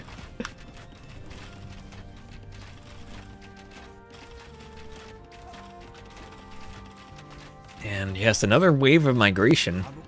And the downside of not having a cav unit you can't chase. A couple of crossbows out here, they'll get some Vil picks at least. They'll get some Vil picks if they hit the right Vils. Embracer chemistry on the way. The crossbows still need upgrades. Yeah, this castle will be trebbed down, and that imp is what triggered the migration, knowing that the castle won't last much longer. I'm curious if any of these Treb players will try to cut through the trees now. Probably a bit too thick to cut with the Trebs, though, at this point. And the Manaspas need to do something now to help out against the Arbalests. Britain Arbs, Britain Longbows even will be scary. You get Elite Longbow with Yeoman. All the attack upgrades they'll be in. That's going to be very scary. Now you'll just give up the base. That's what you got to do sometimes. Sometimes you have to run and boom to fight another day. And Treb going for another TC. Total Vil count is actually far ahead for water, though, because of green, and green's boom. And Grand Admiral Thrawn definitely maybe needed to keep the foot on the gas in terms of pumping Vils. Let's look at the eco stats. Floating a ton of food and wood. Now, that's always the tricky thing when you go into Imp and floating resources, is here come the Arbs for Extreme. The Manaspos will probably be able to deal with them, but ooh, they don't even have their Castle Age armor. Maybe not, actually. Ooh, this is actually a really good fight for Extreme. Look at the Manaspas melting. Melting to the Arbs. Those scores are really close. And this migrated economy, no rest for the weary. As Extreme comes over with the Arbs and finds the villagers, TC will pick off some of those archers in that longbow. Okay, Extreme stopped microing for a moment. Extreme! Ooh, okay, that was a bit of damage there. The TC doing better than the Manaspas. It's kind of a maybe two halves versus one right now. It feels like Divine is almost completely dead. At least did manage to run. Rubbertub Dubs up to Imp, able to reboom. And hello, Sandraushi, thank you very much for the raid. Hello, Brady. Hope y'all are doing well. Hope you're having a bright day.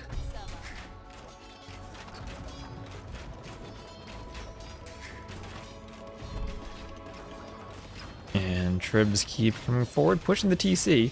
And Rubbertub Dubs running out of space to migrate, as now the Treb push will come into Grand Admiral Thrawn's base, and that's a lot of defensive churches.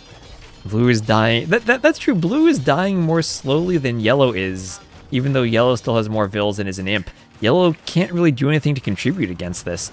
And as the Cumans will not even have Bracer for the skirms, so good luck fighting Britain's skirms when you're outranged by even one extra range. You just hit a new all-time best. Oh my gosh, congratulations. Congratulations.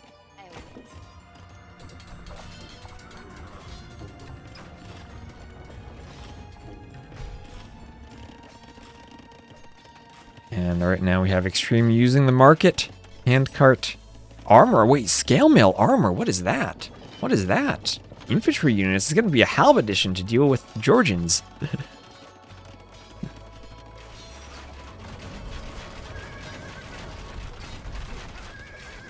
And the Manaspa's coming over.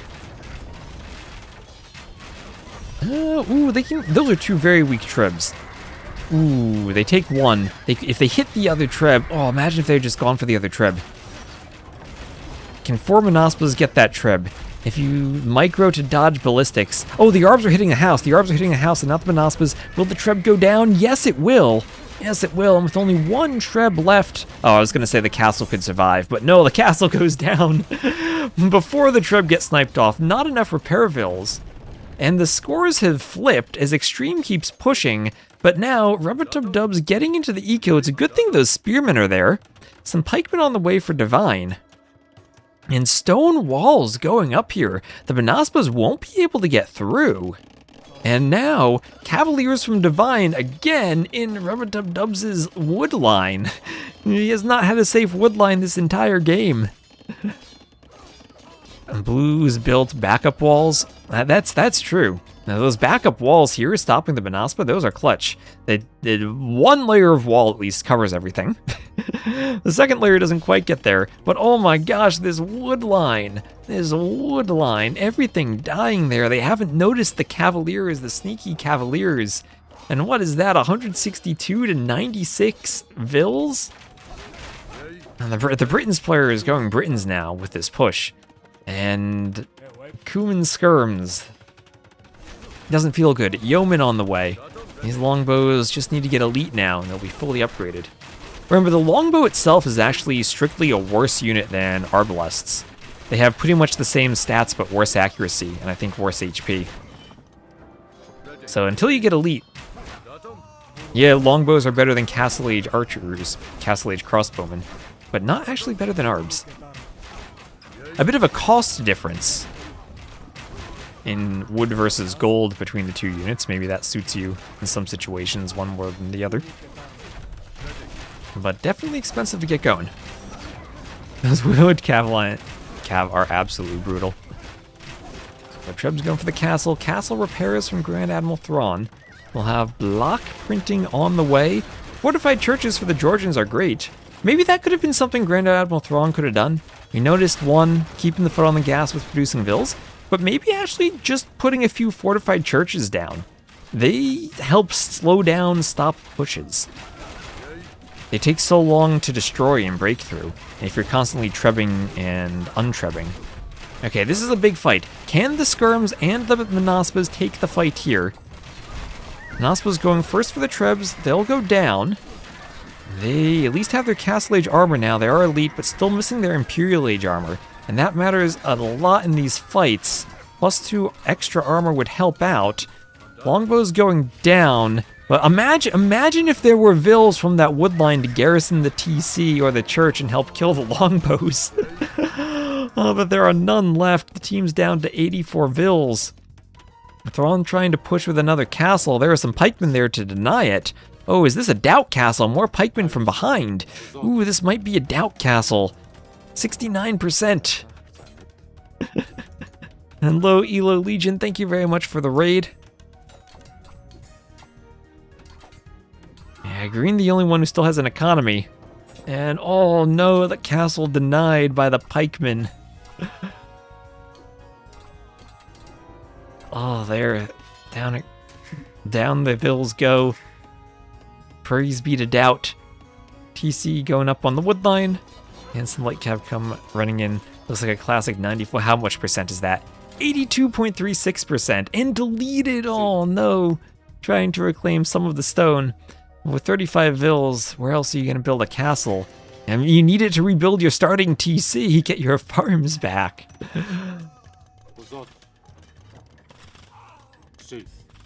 This looks like water has it now. Pikemen from behind gotta be in the top 5 worst ways to die. What elo are they? They have from around 13 to 1800. Rubber-Tub-Dub is being the highest elo.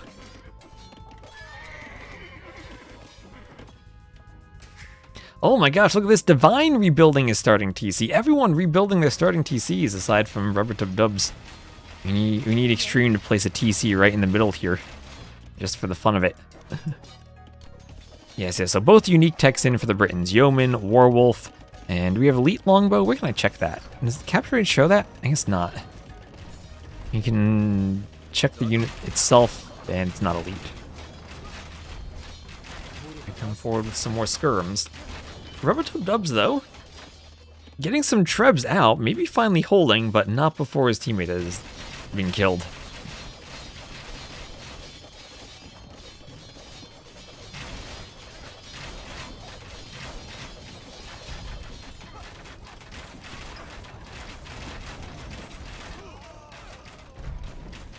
You feel this? I don't think it's all on you. I think maybe Rubbertub Dubs could have tried to run earlier a bit.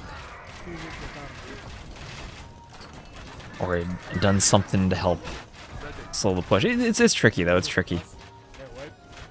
Because he was double teamed. And that hurt. And there's the GG. And that'll be Water taking another win, 3-1. Yeah, I think the big thing, though, you're already picked up yourself on in the chat. Keeping the TCs running, making the vills. I know you're probably hectically microing this forward with the castles and trying to keep the pressure up. Sometimes just having that select all TC hotkey and pressing that create vil button is what you need. So let's look at the military. It's 168 kills for Rubbertub Dubs with some skirms at the end, but paid a big price. Get those kills. Extreme with the extreme carry is the Britons. 63,000 res collected. And that's also where you're in a tricky spot late game Monospas against Britons. Because you don't really have the heavy cav to fight the Britons like you want to. You do have all the armor upgrades available. And that was another thing too. Maybe getting the armor upgrades before fighting the Arbs in early imp.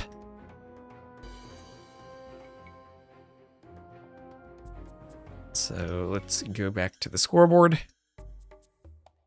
And that'll be a 3-1 lead now for Water. As we get ready for the next game. And it looks like it'll be 4 lakes. 4 lakes for game number 5. Grab a sip of water and get into this. And thank you all, everyone, for the raids. It feels like everyone's been raiding. New chat panel, even in the draft scene? Yes. That for some reason I need to examine why StreamerBot is not picking up my YouTube chat, though, even displaying it to myself. It should be.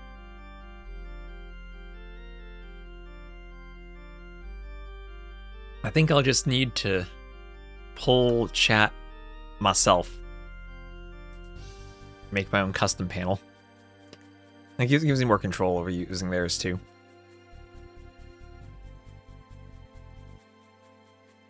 For what I end up displaying. Alright, anyway, game number 5. You vote for polls? You want a poll? What are we gonna poll? I can do a poll in the chat. What are we gonna poll, though?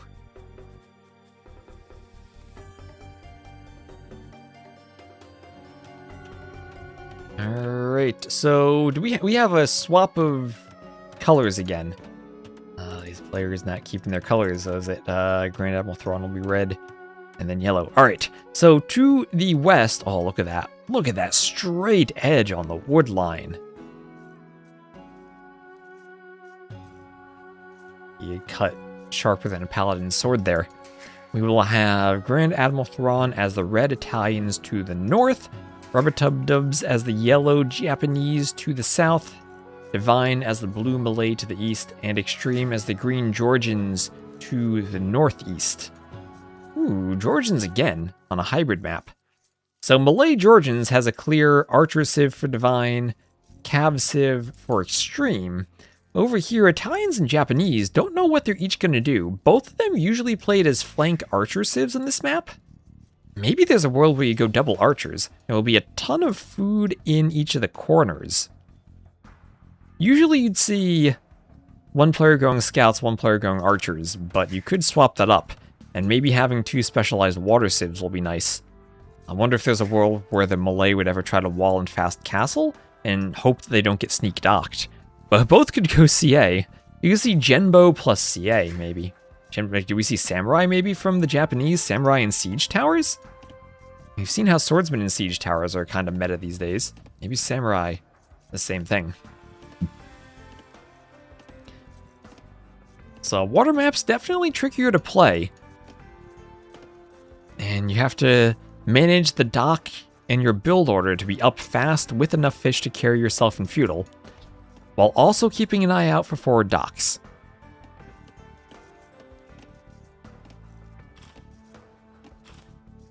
I mean, we can call it cross vanilla donut. And thank you also, American Bros, for the follow. Thank you very much. There's a villager, and then Loom, coming in for Grand Admiral Thrawn. And Flo Panzer, thank you for the follow. And Dock in the back for Extreme. So everyone has their own pond, but Extreme is docking his teammate's pond and not docking his own pond. Okay. So Grand Admiral Thrawn will dock his own pond. And Rubber Tub Dubs, where is this dock going to go? Has to be on his own pond, right? Are sneaks even common on this map? There's just so much fish. Well, that's why you would sneak, right? You want to stop your opponent from getting all the fish.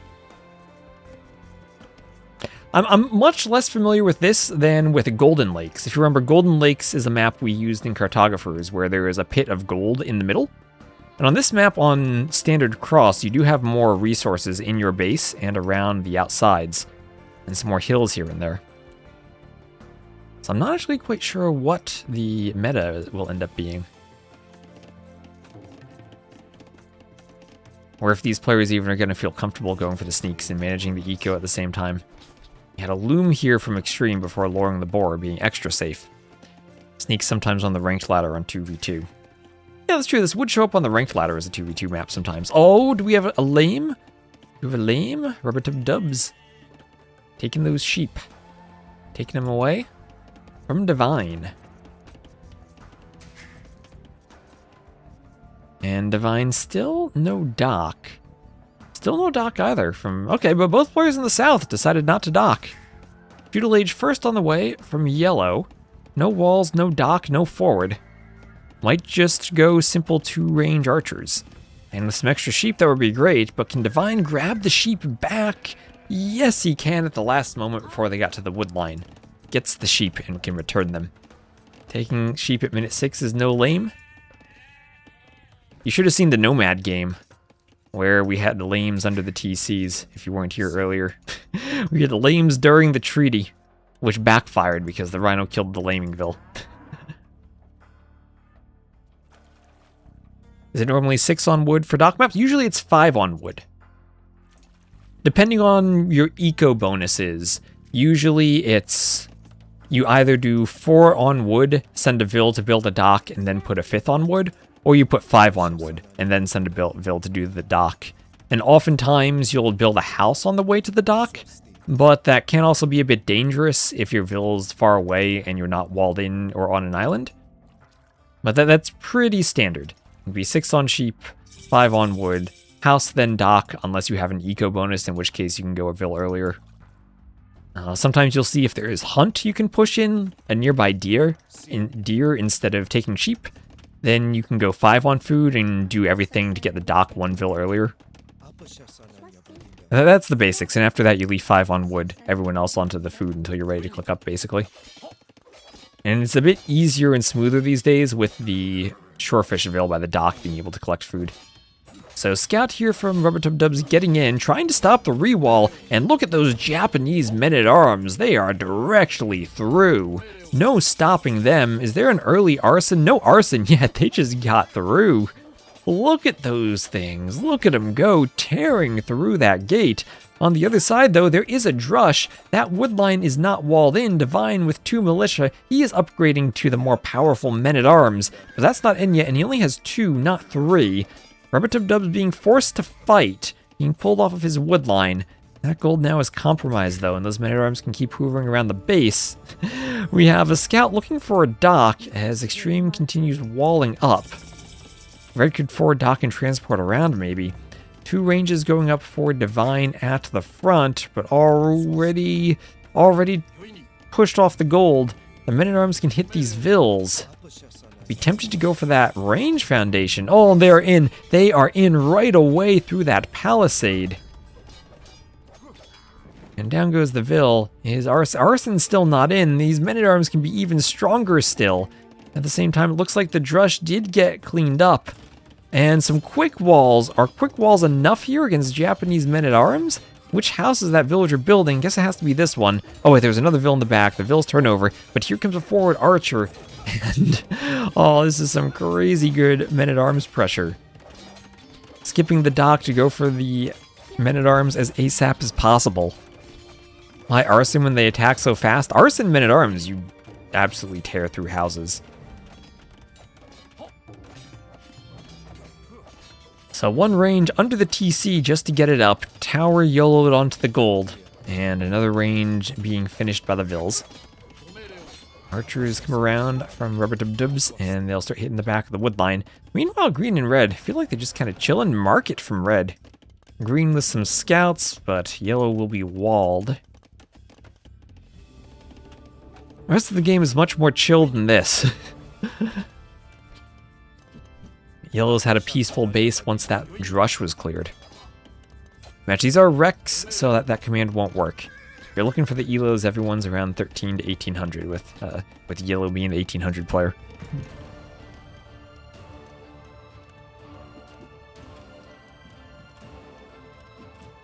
And Grand Admiral Thrawn, looks like you have a pretty smooth fishing build. Look at the idle time so far. Only 49 seconds is not too bad looking at everyone else.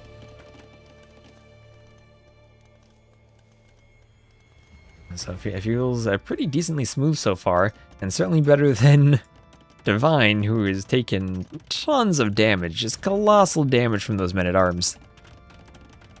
Should play a Rage Forest? I made the Rage Forest map.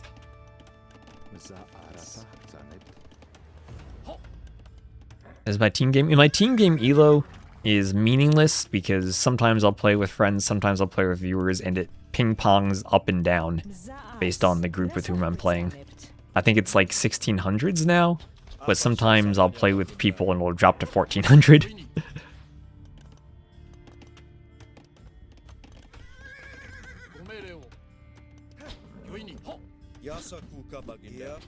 That's a lot of scouts from Extreme coming in to fight the archers. You need that many scouts to clear these Japanese men-at-arms, but Grand Admiral Thrawn up to the castle age. Such a clean build this game.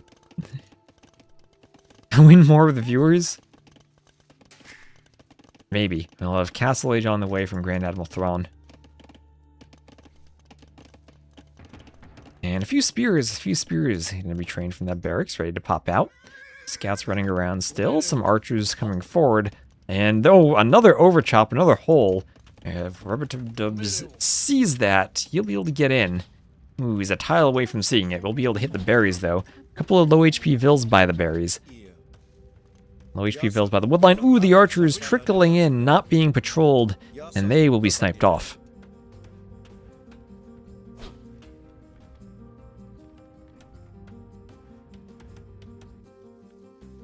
Scouts coming around. And okay, Extreme with the Georgians. We'll try to break in. No ranged unit, though. So as long as Thrawn is careful, he'll be able to wall up. Maybe more difficult over here. There's no Vill nearby. And, ooh, I don't know if these scouts get walled out. Will the Vill get there in time? Castle Age enough, though. Scares the scouts.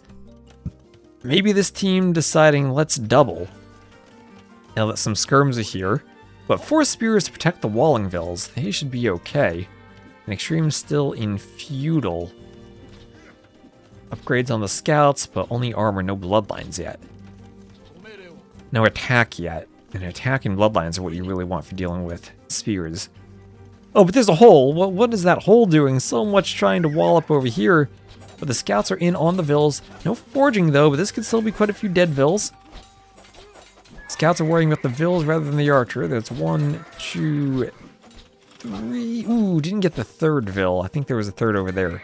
That's still 3+ Vills dying. Yeah, he had such a good game so far. Oh, he's not even covering the hole, I think. I think that's still open. Maybe the perspective throwing him off, but I'm pretty sure it's still open. I wish I could scan for holes like I could in the user patch. Bring up that fake palisade and scan. Here comes some knights. Will they get in time? That is open. Why am I not casting Nomad League? I have no idea what Nomad League is.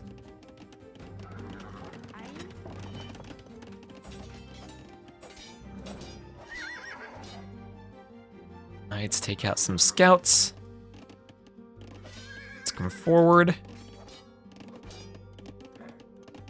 Feel free to send me the info. In a couple days, Red Bull starts, and I'll probably be casting that a lot. My plan is probably to cast more in the evenings. I'm guessing that most other casters will probably cast during the day, but I'll see based on what everyone's schedule is. I have a house and some walls coming up. Sometimes delayed because he's floating wood. And you know, that's a really tricky thing to manage on the water maps.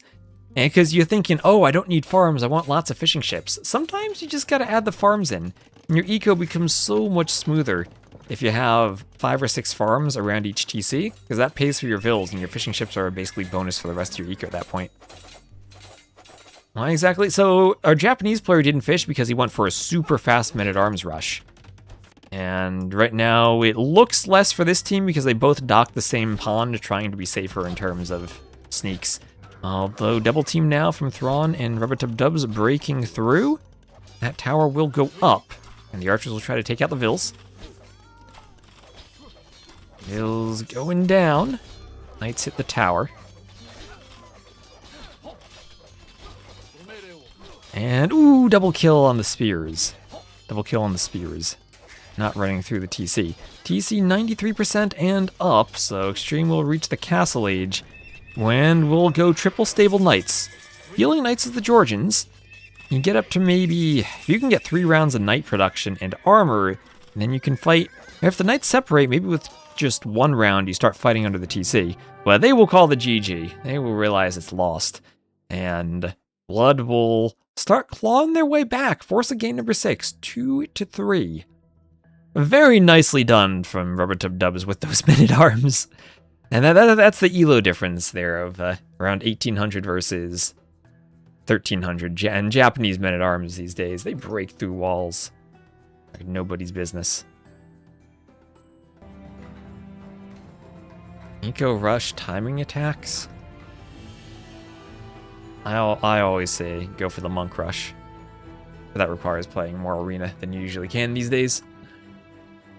So let's see, let me just, like I've been doing, add between the games as I update the scoreboard and get into the next game. This will be 3-2 now.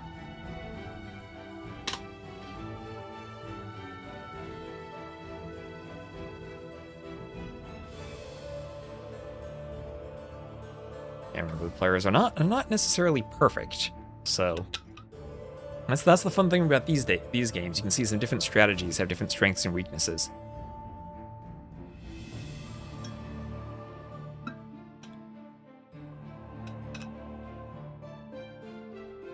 Alright, and now we'll get on into the next game, game number 6, which is, and you're gonna like this map, chat, it is Arena.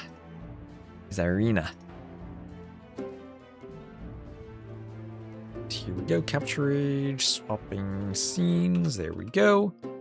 And what colors are we gonna do? Okay, extreme, you are green, divine is blue, and red and yellow, blue, okay. So water will be here to the north. We'll have divine as the blue Byzantines, and I have 2 players in green, there we go. Divine as the blue Byzantines, extreme as the green Bohemians. Then to the south, we will have Grand Admiral Thrawn as the red Khmer, and Rubbertub as the yellow Vietnamese. So Vietnamese Khmer against Byzantines Bohemians. Ooh. Personally, I like Byzantines Bohemians on Arena. I think that's an insane combination. Would love to see a double monk rush here. Maybe Khmer Vietnamese could be scary with Scorpions plus Vietnamese. In the late game, ooh, I don't know though, we still have Halfnitsa. We'll have Halfnitsa. We cheap skirms versus imp skirms. Khmer cook with ballista cut? Is that the play, ballista cut? That would be sick were we to have a ballista cut here. So lumber camp up for extreme. I think that would be cool. And let's also look at the relic positioning. We'll have 1 to the north for water, 1 to the very south for blood. And the other 5 spread out a bit more in between them. Kind of 3 neutral and then a 4th and a 5th, slightly to each side, respectively. Some foxes in the middle, too, on this map you can take. Foxes make it a bit more aggressive if you go forward with Vil, since you can grab the gold from them, but doesn't really matter too much, I think, in team games. More of a 1v1 thing if you're trushing. You could trush in a team game. These do look like the low HP, 1080 HP walls.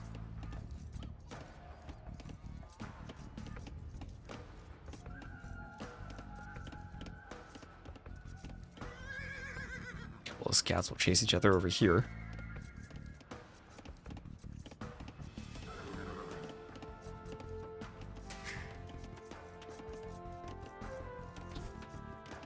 We'll hit the boar and run back to the TC.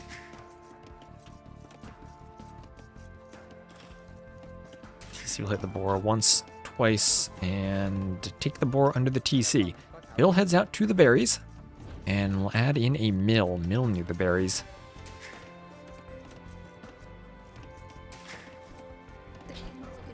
And the boar goes down. TC takes out the boar.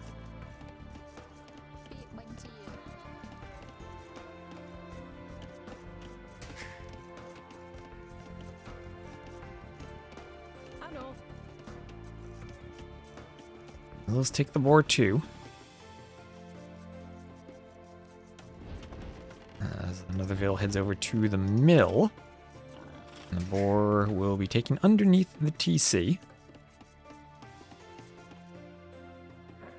And scats will chase each other over.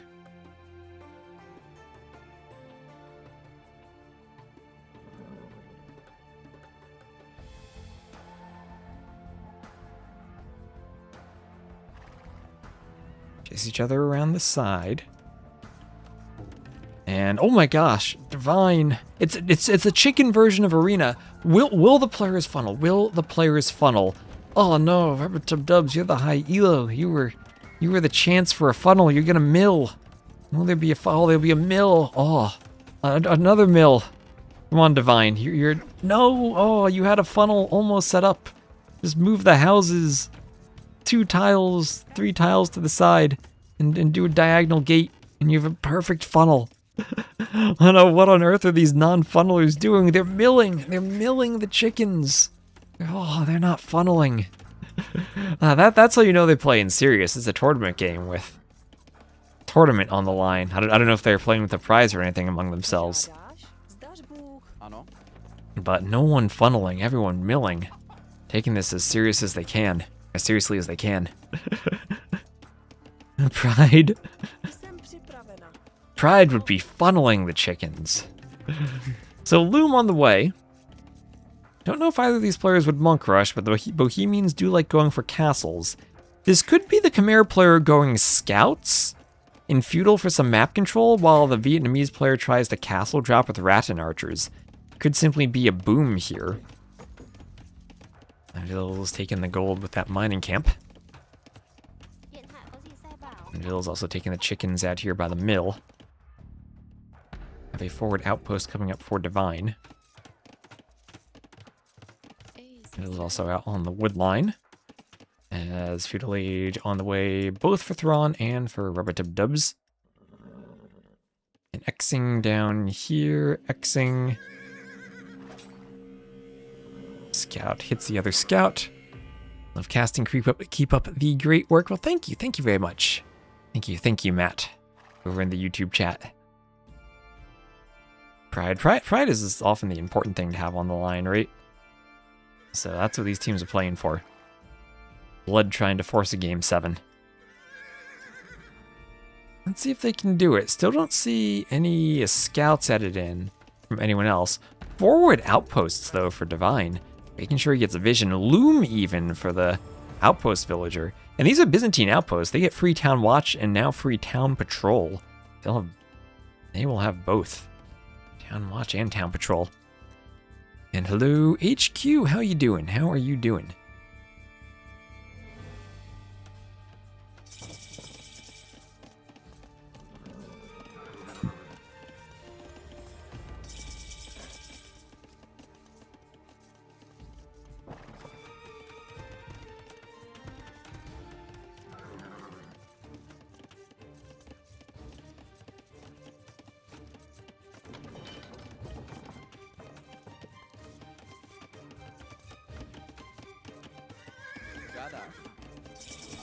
And houses going up. Blacksmith going up. Ooh, but a scout gets in. Market blacksmith attempting to wall. And there's no loom, no loom. Wait, both the scouts ran through the gate. Oh no, both scouts got through and there's no loom. There's all the nillies paddling the villagers. The vills are trying to fight. Loom just came in. A scout goes down. Will another vill go down? No, but the scouts killed 2 villagers and also delayed the market and the blacksmith. And oh no, Nilly strikes again. The scout will not move off of the market while the vills try to build it. And Extreme needs to build that market to go up. He's delayed enough already. There he goes. That villager is still not building. Oh, the pathing strikes again. That didn't used to be broken. The units used to walk off properly. Ah, thanks DE. Another gold mine going up there for Extreme.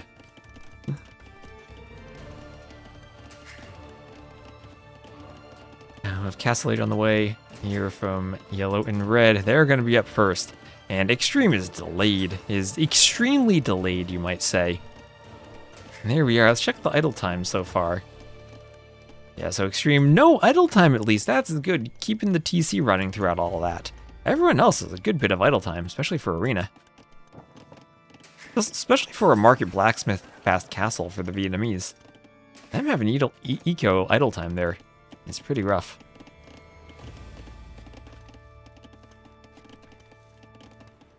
And that's Castle Age for both players. Double Bit Axe and Horse Collar here for Divine. More Castle Ages coming in for everyone. This team will have a definitive timing advantage, and that will be a stable. I wonder if the Byzantine's outpost, that gets town patrol, and that will see the stable. This is how much it sees with town watch. Maybe you need to go Byzantines Ethiopians for Omega outposts. And double TC, so 3 TC boom here for Rubbertub Dubs, as we'll have 1 stable. We'll see if Grand Admiral Thrawn tries to add TCs behind this, or maybe simply goes for scouts.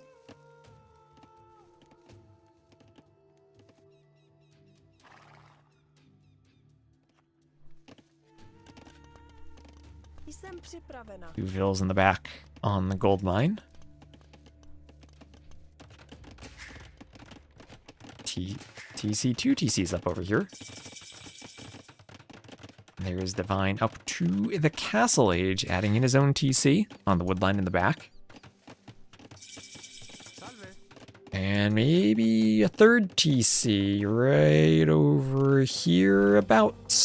Yes, 3rd TC.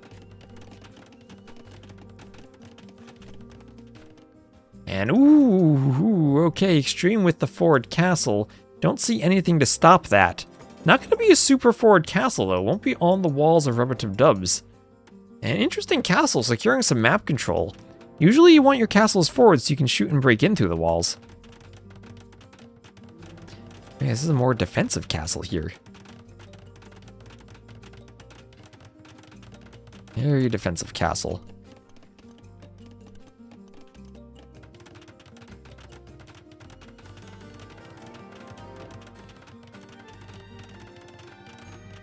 Thought it was too late for far forward, wanted relics and a chance of surprise. We'll see if it pans out. You will have Hussite wagons, and at the very least, won't be scouted. At least not by Rubbertub Dubs, who lost his scout. These scouts here from Thrall look like they're content to clean up outposts for now. And it will be a boom. 2 TCs with some stone being collected. This might be a forward castle now. For Thrawn at some point. Extreme still having the element of surprise. With a couple of petards and then some Hussite wagons. And there's no second layer of walls here from Rubbertub Dubs. So Rubbertub Dubs playing extremely greedy here. Booming with no second wall and no scouting. That would have to be a very panicked workshop to start dealing with wagons. Remember, the Vietnamese do not have redemption, so monks against Hussite wagons is not an option. And Extreme will be collecting relics on the way.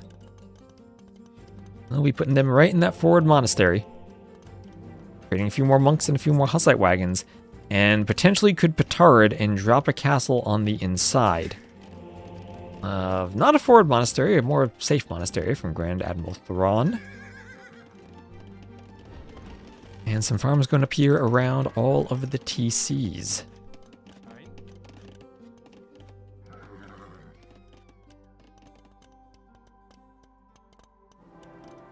More Hussite wagons, a third petard even, just for backup, just in case. In case two aren't enough. Fourth petard. Oh, wait. Oh, wait. Oh, wait, will this be double petards then? Wait, what happened to the third one? Was that canceled and then queued again? Am I going crazy and it was behind something? Okay, 4 petards. Would you go 2 here and then 2 here to open things up for your teammate? Your teammate doesn't have any scouts.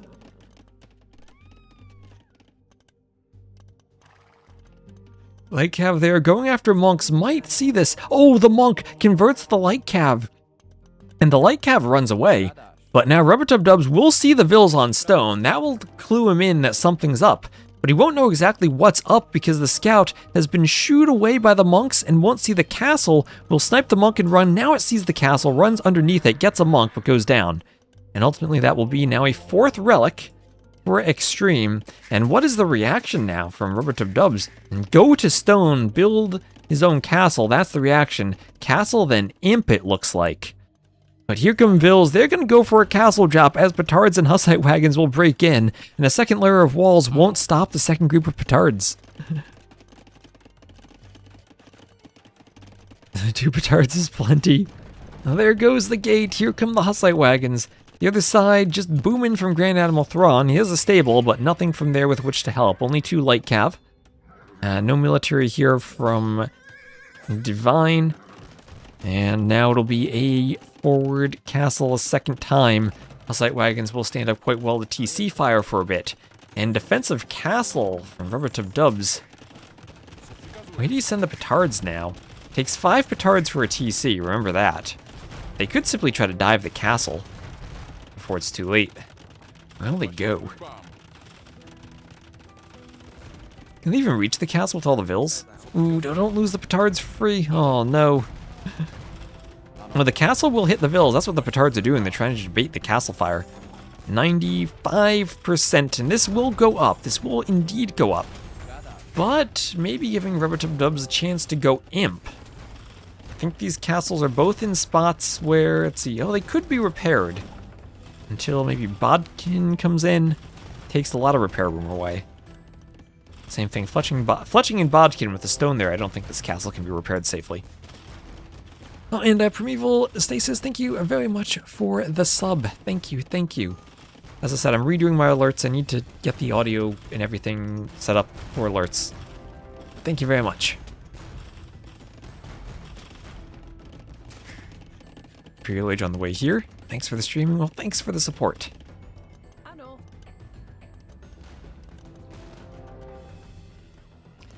And everywhere else, we got some booming, we got imp clicks. Imp will be faster from Rubbertub. I'd be tempted now to grab Hussite wagons and just run them in through the TCs. Yeah, but that's what I'm thinking, more aggressive with the wagons. Maybe more aggressive with the wagons. Here they're just chilling. Even a mangonel pressure on the TCs. I think you see the 3 TCs and you know there's probably a soft spot back in this part of the eco you can hit. And that's where you want to send them, and if you did that, bam, you'd find a whole bunch of farmers you'd be idling.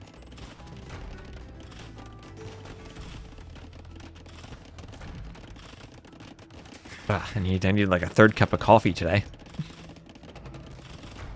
So Mangonel comes forward. And Imperial Age Mangonel shots on the Hussite wagons, camouflaged behind the TC, so can't be seen. The players live in chat. Yeah, these were played as Rex, so they do know what's happening. Relic picked up from Thrawn. 4 and now a 5th relic coming in. For Extreme. And we'll be doing chemistry. Remembered to do chemistry as the Bohemians on the way up. Sometimes players forget that. What tournament is this? It's these players just played a best of 7. That's just a best of 7. So 25 to 30 Vil lead for Blood, and we have Imp. And the trebuchets are on the way. And once again, Once the trebs are popping, the castles are dropping. And I'm worried about Extreme's push. Extreme does not now have any vills in position to repair. It will be much easier to repair for Rubbertub Dubs here in the yellow.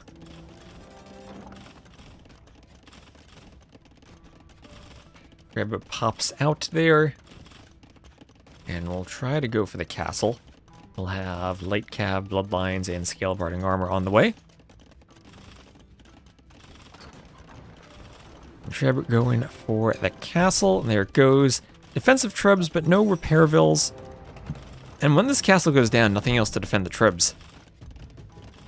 Second Treb on the way. This castle looks like it's going down. I don't think it'll hold for much longer. There go the Trebs, still working away at it.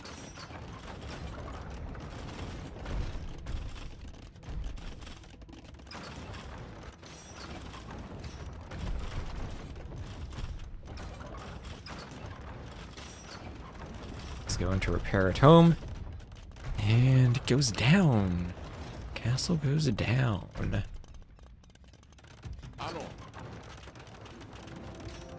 This castle needs repairs, but behind this there has been a light cav swap. There have been, oh, stables in the back. Stables hidden in the back. That is a lot of light cav. We have 82 vills, most of whom are farmers. The light cav will go for the trebs, the cannon, the monks, the hussite wagons, whatever they can get before the monks reach the castle. I'll pick off a couple of monks and a cannon, and probably 2 trebs at the same time. And with that defense, it looks like we might be headed for game number 7. Looks like we might have a game 7, as the monk does hide in the castle, but the treb cannot get back in. And the light cav will destroy that siege engine. And the push now from Extreme has been thwarted. That's 50 vills to 85. We do maybe have a better boom from our Byzantines player than we do from the Khmer player. But at any point, Rubbertub Dubs could swing over this way. 5 TCs, that is a big boom. The Byzantines can get away with it with their cheaper imp. They can still click up at a decent time, not spending as much resource on vills.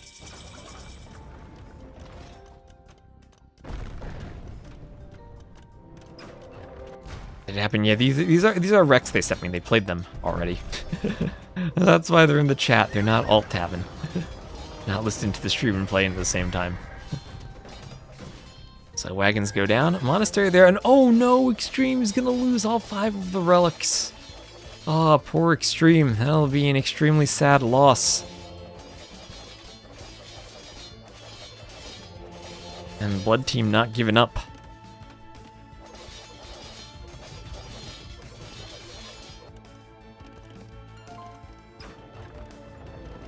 Now, Treb's still out here, going for the walls.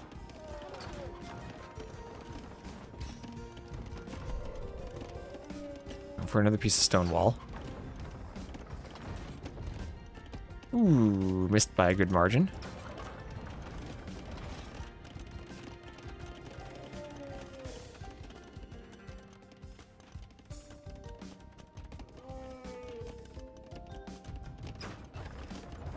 And the Treb now goes for the castle, starts getting some hits on it. Oh, and it's Hussars now. Hussars from Grand Admiral Thrawn. That's a lot of Hussars. And Ballista Elephants. That should be able to deal with the Arbalests.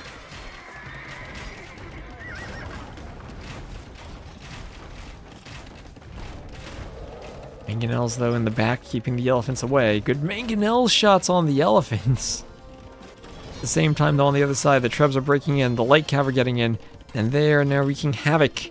Running a rampage in the middle of Extreme's eco. Extreme has farms here, that'll be hard to wall out. This TC won't be long up anymore. And this wood line has a hole in it, the light cav are in. And there go the villagers. Now 44 vills and dropping. The vill count was low, but wasn't this low before. The vills can't fit in the TC, that's their only safe spot. That's 5 Trebs coming forward. Trebs don't want to go for the barracks and stem the pikeman production. But the scouts want to keep moving in, getting some good raids.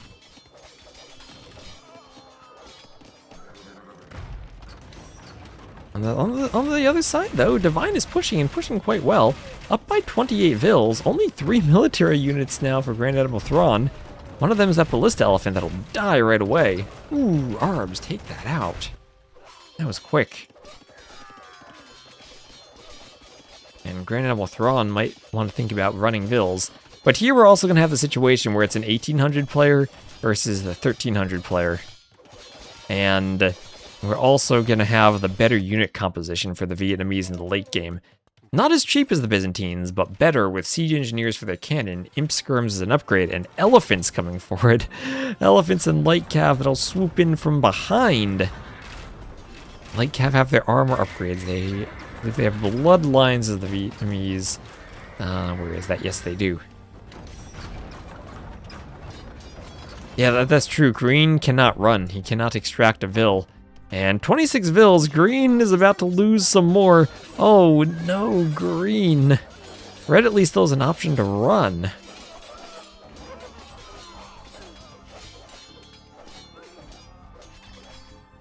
The Vils all go down. That was a massacre. 8 Vils left. And oh no, they're being snuffed out. They are found by the scouts. These Vils can't hide. They cannot hide. 2v1. Arabs taking out the Hussars. The leather archer armor on the way for Thrawn. Trebs going for the castle. Elephants and Cav move in. Lycman in the rear. Castle taking some shots. It's going down. Godkin will have Imp Skirm and Blast Furnace on the way. And the castle crumbles now. Well, look at that wonderful destruction animation as it all goes down. Light cav. Oh, the walls are deleted so the light caps can surround the Arbs. The walls are deleted. And the Arbs are going down to the light cav. What a play. Shift delete everything. Now, there are so many Arbs, they're still surviving a bit. But the Trebs have gone down. That's perhaps even more important. The Arb numbers have thinned. And now the Skirms can come out. The Imp Skirms, the teammate Imp Skirms, to the Khmer. And the Khmer will have full upgrades aside from Thumb Ring, I think. Yeah, they missed Thumb Ring. So other than that, great Imp Skirm. And yeah, Green needs to repopulate. Oh, he got 1 villager. This is his only population. He escaped with 1 Vil on 16 HP. He escaped to make a TC. He's not dead. He's not dead, chat. I think the team's dead, but he's not. He made it. He made it. 16 HP. He only needs 1 HP. He's got 16. And Divine now needs to hold for a good... What's it take to get back into the game? 30 minutes at this point? At least he's imp. Maybe 20 minutes if he's slung.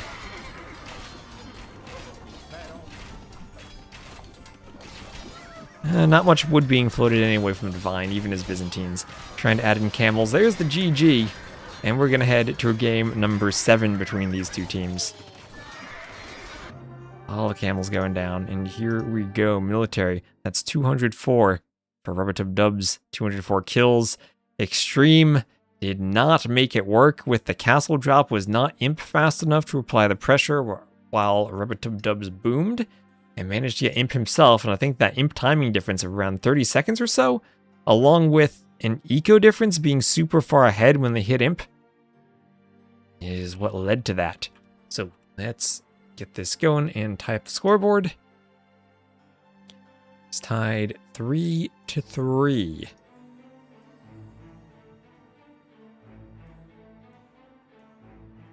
Just to be safe, restart capture age. That leads to our game number 7, which is on Black Forest. Black Forest. Alright, let me get some more water and then we'll do some Black Forest. Hello, Martin Lord. Let's hear Cicero. This is around 13 to 1800.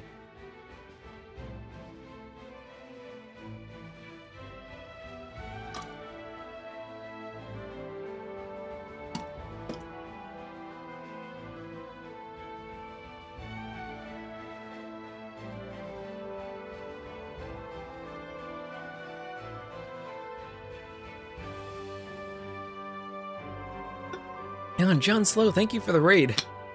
Just missed an arena game, but thank you very much, John Slow, for the raid. I feel like we've been getting raided from everyone. So thank you. Hello, Avoin. Well, if you like closed maps, at least we're going to have Black Forest for our final game. So plus 7k. Welcome, everyone. We're playing a community tournament. It is a 3v3. And we're just getting going with game number 7.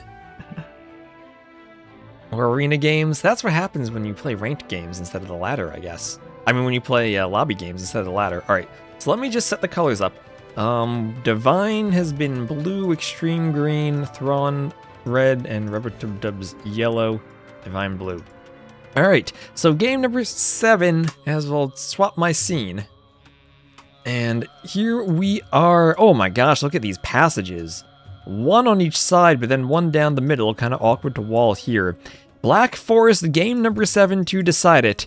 It'll be Mongols and Bohemians to the west against Persians and Mongols to the east. Persians will luck out by having a fish boom map, so everyone has a pond. This is DE's version of Black Forest, not Rage Forest, so you do have chickens. They didn't funnel on Arena, so we'll see where the players go. Also using one of the new gravel roads. I'll have to maybe incorporate that into Rage Forest. Got your food ready and you're prepared for a 7-hour game of BF? We'll see. Greetings from Brazil. Greetings. Hello, hello. So these are, if you're just joining us, a couple of players who watched the stream. They played a best of 7 and asked me to cast the games. So I figured we get some time before Red Bull. Let's cast them.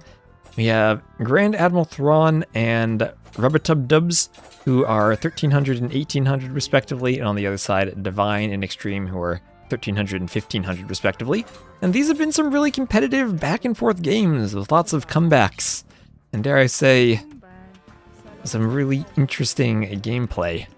First mistake here is probably sending 3 vills immediately. We'll see, we have Extreme coming forward. Rubbertub Dubs looking to vill fight here against Extreme. So we have the 2 high elo players in the south, the 2 low elo players in the north. And with only 2 vills, taking a bit of a loss there, the scout goes down, but the walls go up. And he'll have to wall behind this. He has 2 boars he can lure in himself. These vills are all low HP. They will be attacking that wall, and that is a lumber camp location there that will not be against a wood line. And needs to repair the wall a bit. Oh no, Extreme getting caught in between. Can he repair? Is 1 vill enough to repair? I think so. Yeah, another vill comes in. Loom is in on the vills. What's going on in the north? We have a more peaceful wall off here, and the middle remains empty. The middle remains empty with a couple of wolves in there. That'll make it hard to wall off. Wolves everywhere here for our blood team to the west. And Thrawn will have to be careful sending only 1 vill over. Does have houses and a palisade that's doubled up at least. So it will take a while for Divine to break in if that's what he wants to do. Greetings from Brazil. Oh, and hello also on Twitch and on YouTube. Welcome, welcome. So some repairs here for Extreme. Rubbertub Dubs is going to waste idle time from 3 vills trying to break that. So Bohemians Mongols, I would think, have a much better late game than Persians Mongols. Paladins can be very useful in Black Forest though. Although I say that, Persians don't have Paladins anymore. They have Savars. They do have Savars. So if you have an Onager Cut plus Savar raid, that's very scary. At least Bohemian Halbs are there to deal with it. Oh no, no. Oh, our highest elo player forgetting the vill on the boar. We'll block it a bit. Everything's fine. Everything is fine. Aping Rush, you prefer to boom and play late game. Struggle having to balance attacks with macro. Also okay early game if you're going all in. The castle imp timing is tough. Yeah, I think maybe that shows in that hideout game where you had a lot of idle time in the mid to late game while you were pushing on the TC. So boar being lured in, ooh, just turns around in time. And all in all, we'll get it in a good location. Not the cleanest lure, but we'll be in a good spot at the end. On the other side, the dock coming up for Divine. Not sure why he docked there. I would have docked here, maybe taken the box turtles. That's a long walk for the vill there. Well, it can fit definitely 2 or 3 docks. Actually, I probably would have docked here. Then you can fit 1, 2, 3 docks later on. Or here, at there, wherever you go for the start. I guess taking both box turtles with the fishing ships at the start is good. But he'll be fishing, nevertheless. We have a fish here for Extreme. No, we will have a mill on the chickens. That might mean Extreme will look to push. Yellow will have the scout running around to be able to see this. He'll see there are no docks. You never take the turtles with the fish. You take the turtles with the fishing ships, or the fishing vills. And ooh, low HP vill trying to lure in the boars. This is Black Forest. You gotta be confident with your 2 boar lures. It's only 2, it's not even 3. Oh, but you'll go 1 at a time. 1 at a time.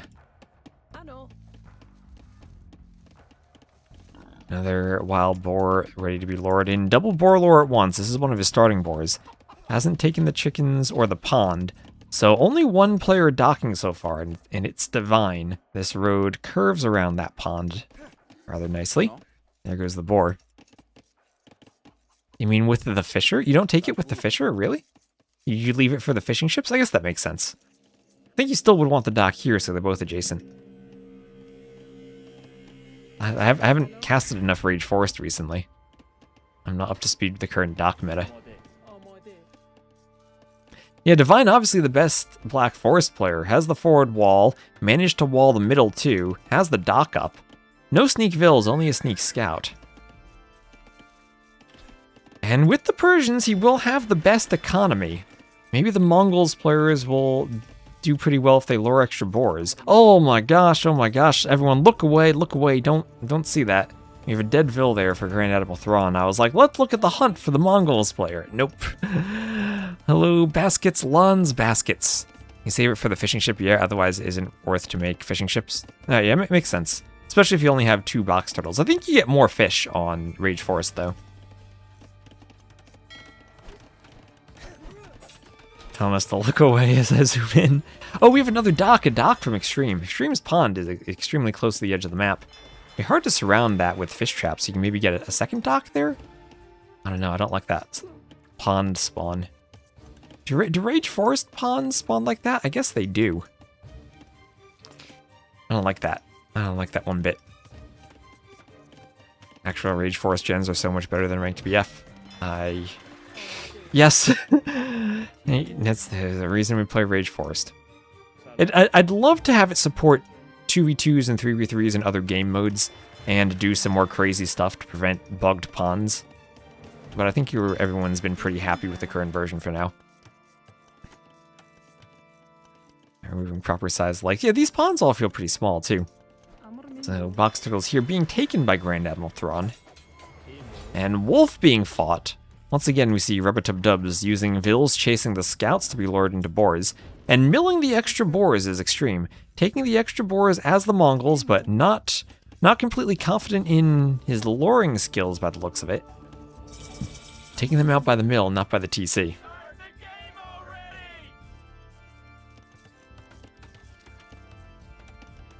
Almost custom maps, just make improvements. I've improved lots of maps, that's for sure. TTL, if you saw me doing Coast Arena for TTL, that's going to be absolutely crazy. So Feudal Age on the way for Divine. You'd say the same thing for a KUTD Arabia. Or a Vintage Arena.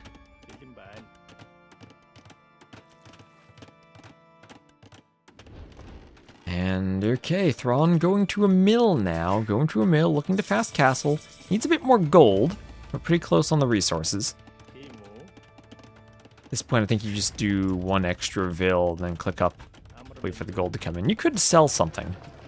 You will also want a long distance mine a bit of stone to replenish the stone he spent on an outpost. Always got to keep that in your mind. Long distance mine your stone. You never seen RF, just heard of it? I think Doubt streams Rage Forest every day. Maybe we should do another Rage Arena sometime. We did that last year and it was pretty fun. So there's that scout, that hoovering scout from Rubber-Tub-Dubs finally killed on the opposite side of the walls. And we'll have some stone walls here. And now the big question is, how does Divine turn that Persian's economy into an advantage well enough to push before Bohemians get late game with Halbs and Halfnitze?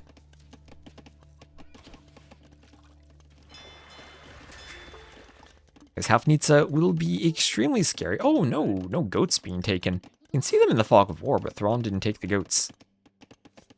You gotta remember on the explored map, you take the goots. I doubt streams that Viper does, Jordan does. I haven't seen Slam stream in a while, but he always streams Rage Forest. Slam's my go-to can't sleep at 3 a.m. He's streaming in a good time zone streamer. So Castle Age on the way for everyone now. Looks like our Bohemians player will be the first one up. Long distance mining some stone to make up for the stone walling and being able to add in an extra TC. The mining camp at least points towards the stone. He's up. And where will the TC go? Back on a stone. So not on a wood line, on a stone. Still not docking. The only player who hasn't docked. Slam. That's how I fall asleep late at night. You have trouble sleeping, you put on Slam's stream and listen to the Vills chopping wood. Here's the Castle Age on the way. And another TC coming up here for red, just to the north of that stone by the wood line.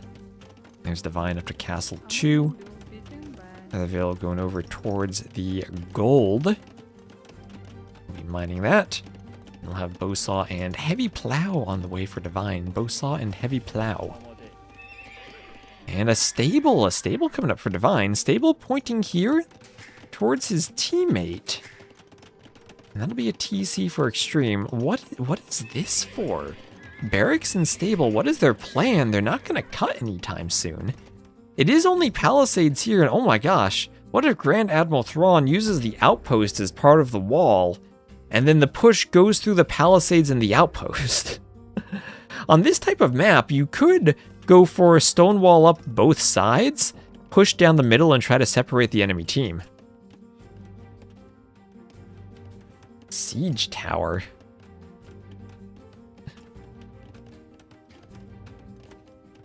Favorite late game comp? Always got to include the Mangudai with them. Mangudai are OP. Whatever you go for, you want Mangudai.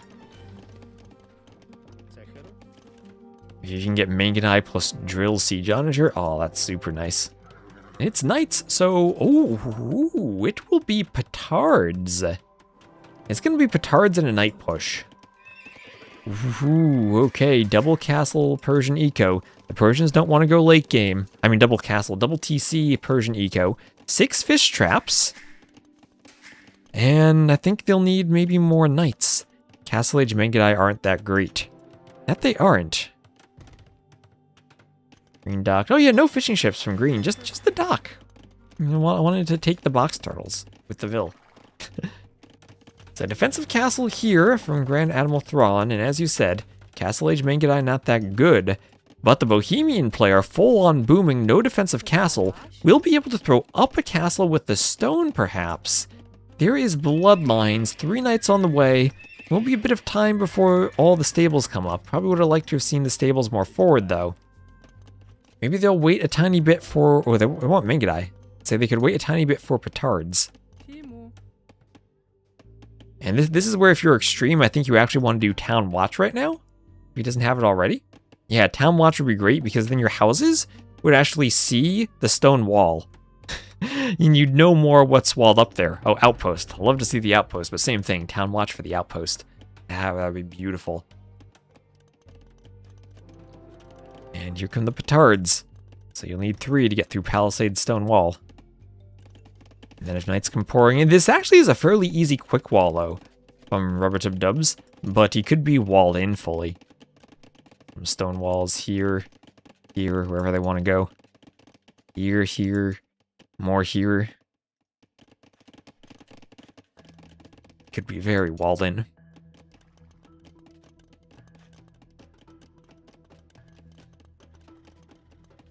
They could dock and transport?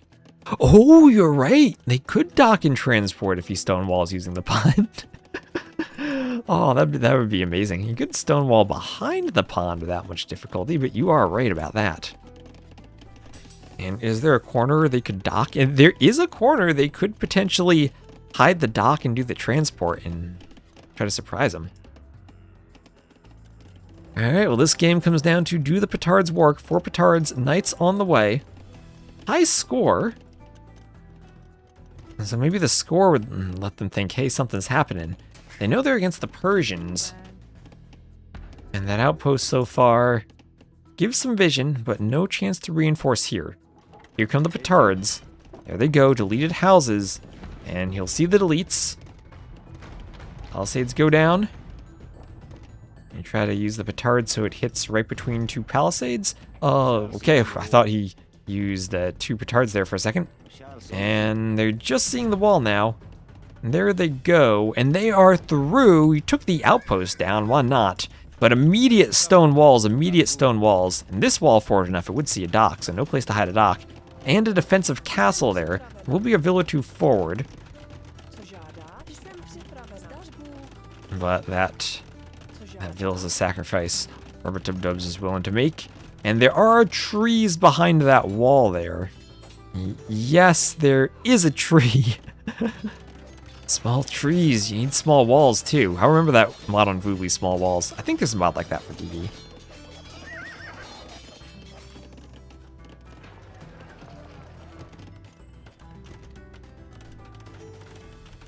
Burned the fries.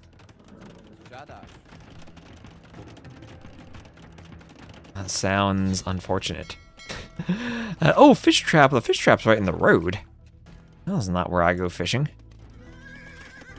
But now Divine turning around along with Extreme. Extreme can pick off the fish traps. And now water has gotten in where they can raid Grand Admiral Thrawn. He has a defensive castle. That can only defend so much. A couple of TCs up and around the base. Probably needs to start moving the vills to safer locations as the knights get in. There is a monastery, at least for monk defense. Divine needs to do damage now because we're still worried about that Boomin' Bohemian player. Here come more vills, and Extreme is keeping up the pressure, keeping up the Mangudai pressure. That will be a second castle from Grand Admiral Thrawn. Part of me feels the castle would be better over here, then you keep everything safe. But okay, double castles in the same spot. Trying to get the Mangudai production going. That's why there are potholes on that road, too much erosion from fish and awful smell. Now the knights getting in, they're going to try to go for the vills. I don't think this is a doubt castle. I think that's a successful castle.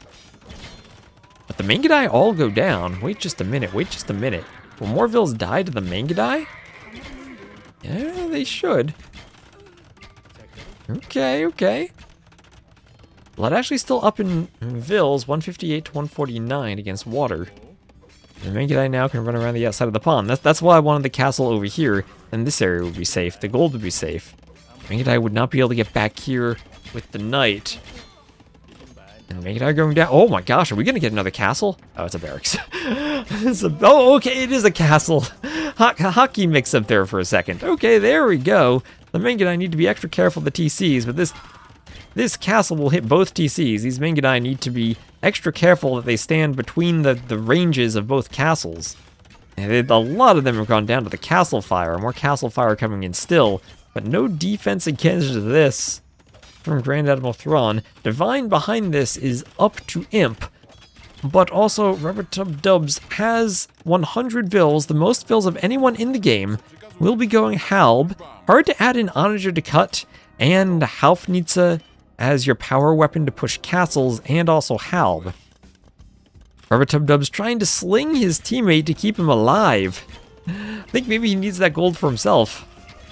Divine also slinging Extreme, trying to get Extreme up to Imp. Extreme needs to buy some food. There's slinging going on. They're allowed to sling while they're in the same age. That was the rules of the tournament.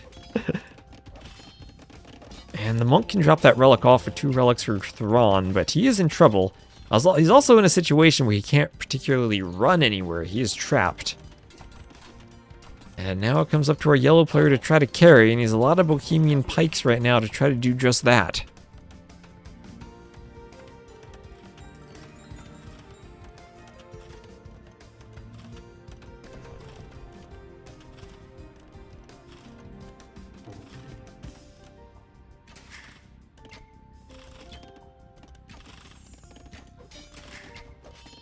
TC here taking some castle fire.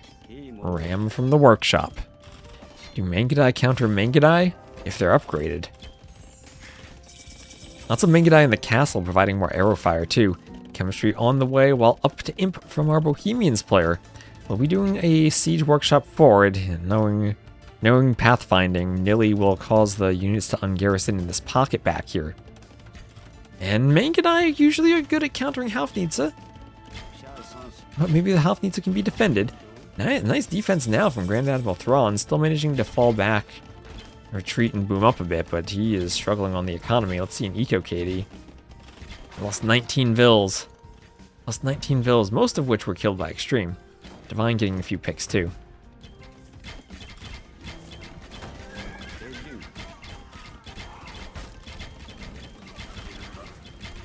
And Mangadai here. Clamber on into the castle. Climb into the castle. I don't know what word I'm trying to say. Mangadai not quite in murder hole's range there. Dive in the castle seems ambitious.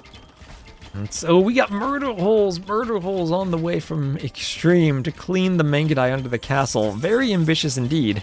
There's Extreme up to Imp. Needs to clean the Mangadai in order to deploy Treb successfully. I think he'll get it. And there we go. And now if only Grand Admiral Thrawn had put his first castle on this hill. Instead, it'll be Mangadai time.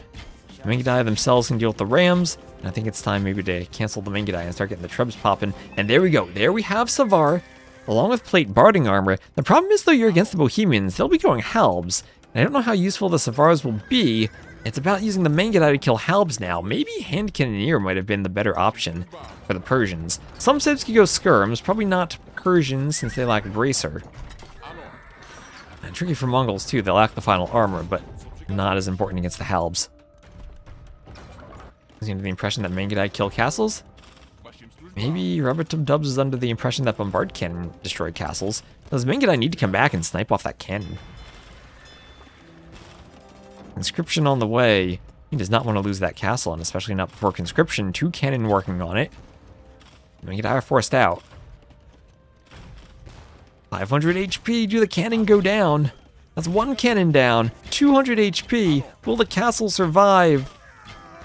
58 HP, and it does survive. Those Mangadai cannot garrison. The Halbs will probably be able to take it out. Oh, the hoarding's on the way. We won't get much more HP when you're that low of a percentage. And down it goes. Alright, so Grand Admiral Thrawn now has some breathing room, but only 59 Vils. Will be a long time to boom back. And we'll have 2 players able to push down here in the south, both up to Imp. The Halbs pouring forward for yellow.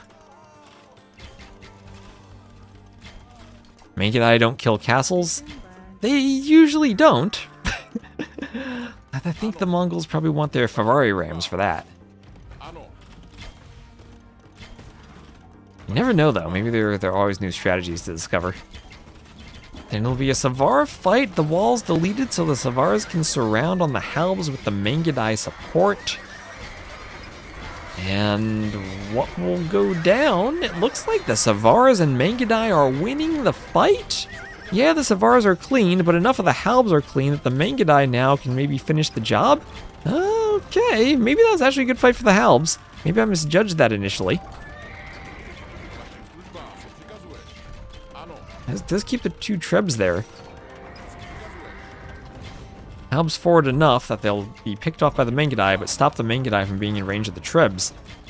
Ooh, on the other side, that's a lot of Mangadai now pushing. Wheelbarrow on the way. These are only Castle Age Mangadai. Castle Age for Thrawn and is not Imp yet, so can't upgrade them to Imp upgrades.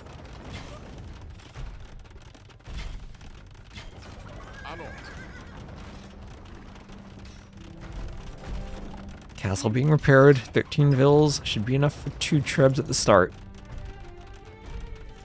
Savars want another fight. They want to jump at the Treb, but the Halfnitsa is there. Halfnitsa is there. This team needs to turn that eco lead into a military lead. So far, so good for the Bohemians. There goes the Halfnitsa. But cannon going down too.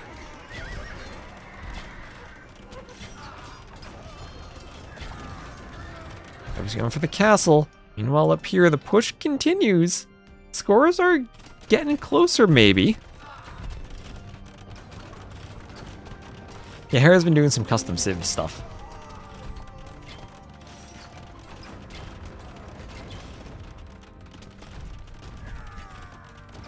And Cannoneer is coming forward, picking off some Halbs.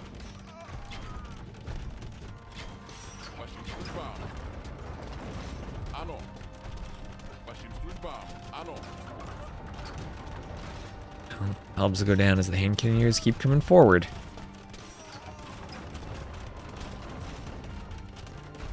And now the Mangudai might run into a castle, but they have a half needs it to support them. Imp on the way from Grand Admiral Thrawn. And as I was saying, Bohemians, I think, are the better late game civ than the Persians. How maybe they could add a couple of hand cannoneers to deal with the Persian HC. The Mangudai need big numbers to be able to fight Halbs. So far, the Halbs have been pushing them. Hand cannoneers forward. Halbs pushing into Mangudai and hand cannoneer. Meanwhile, on the other side, the Mangudai being blocked off by a castle. But once Imp comes in, Trebs can start coming to this side of the map and open up that passage. Mangudai numbers here growing over time despite being hit by Halbs, and all of the repairs on that castle from Extreme buying him so much time to hold. And now they're maybe looking at being able to push back. As the Halbs here not really able to contribute. Like Cav switch from Extreme. I think he's just thinking, gotta contribute something more.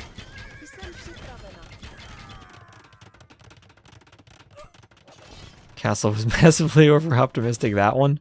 Would have been a nice one. Let's go, one of the teams.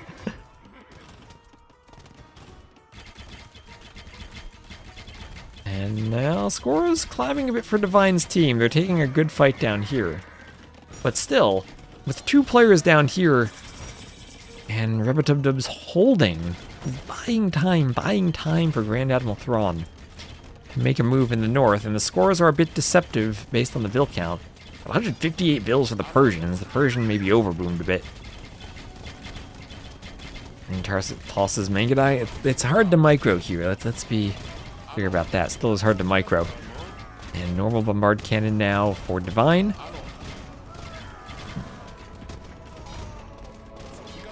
Easier not to toss siege because you can keep it in the back for the most part. Sometimes your cav units, your cav archers, you end up tossing.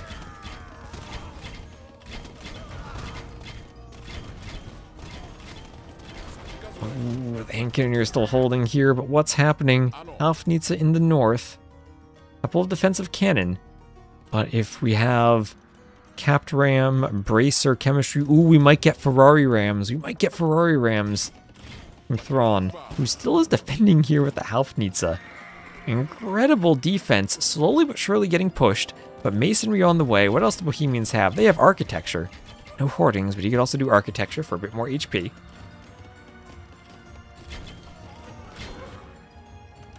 I'm very worried about Persians holding against Mongols. I don't think they can.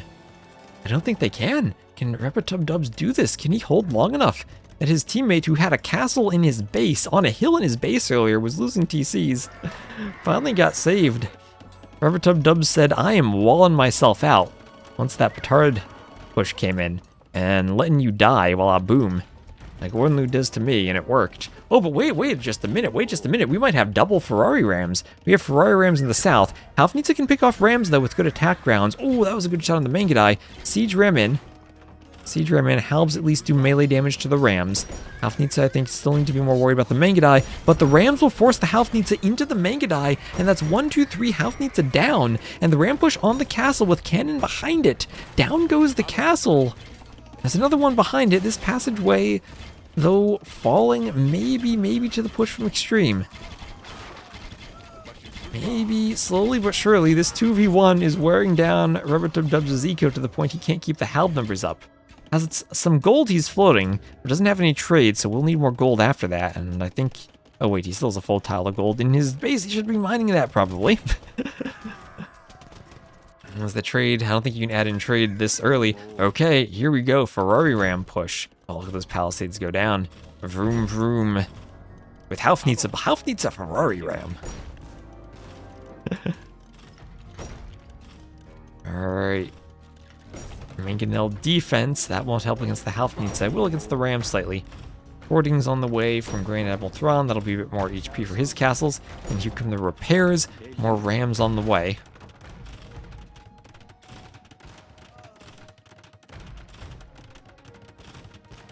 And will these Vills survive? The castle goes down. Castle goes down. Oh my gosh, the Mangudai. The Mangudai are pushing forward. Will this be a doubt castle now from Divine? I don't think he has enough Vills on it. Oh, could Grand Admiral Thrawn do it? Grand Admiral Thrawn, the low elo player, but now in a position to push and maybe even carry the game. That castle's not going up. And what looked like such a good push earlier, well, has taken a while. It's taken a while. Looking at Rubbertub Dubs' eco, he still has eco for pumping halves. Maybe he needs more barracks. He recognizes that, adding more barracks in the back. The Hussar is running through. Maybe he needs to wall this off so they don't go to his teammate. Maybe someone needs to wall this right now. They get to the pond. Oh, that's right. The Mangudai are at the pond. The Mangudai are at the pond. They're picking off the fishing ships. Now they can take out the fish traps as well. And getting in. At least this is an extra HP Persian TC.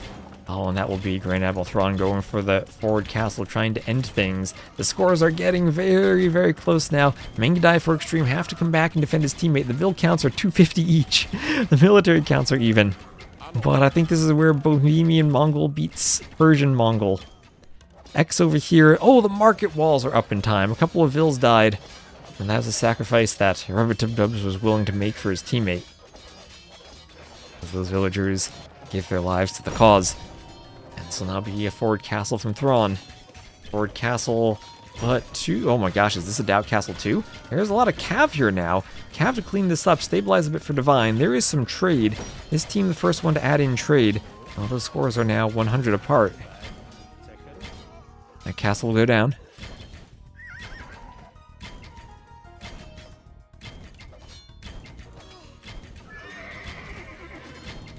As a light Cav and the Savaras run in.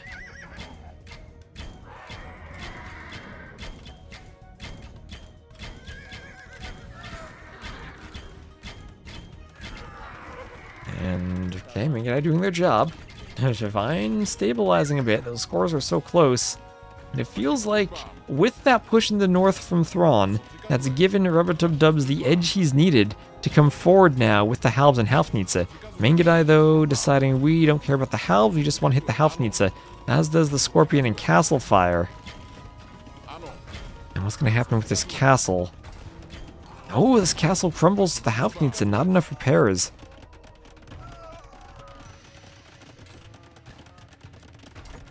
And here come the Halbs pushing at the north, though. The Savaras trying to push back against the Mangudai. They do have an attack bonus there. Extreme and Divine holding on to the narrowest of score leads. As this Vil trying to build a one Vil castle, the Vil goes down. The Savaras doing the job here against the Mangudai and the Rams. More Mangudai are needed. Maybe the Mongol player could even use camels? I don't know. Savaras, I think, as much as I love the Mongols in this matchup, Savaras are tricky. The sheer lack of another... What do you even add it as the Bohemians other than Halfnitze? You're against two Cav players, mostly.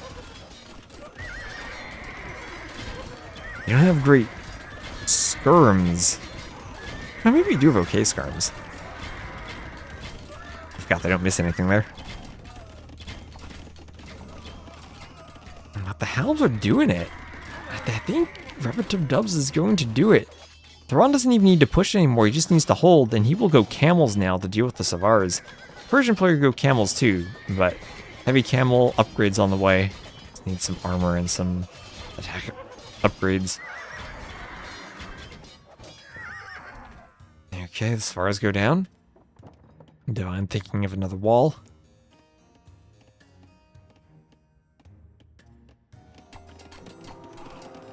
Oh, look at that Mangudai Q. Will it be enough, though, against all these Halfnitze? They're pushing. They're going to do great against the Hussars. Even if the Hussars pick off one Halfnitze, they're all going to go down to the Mangudai.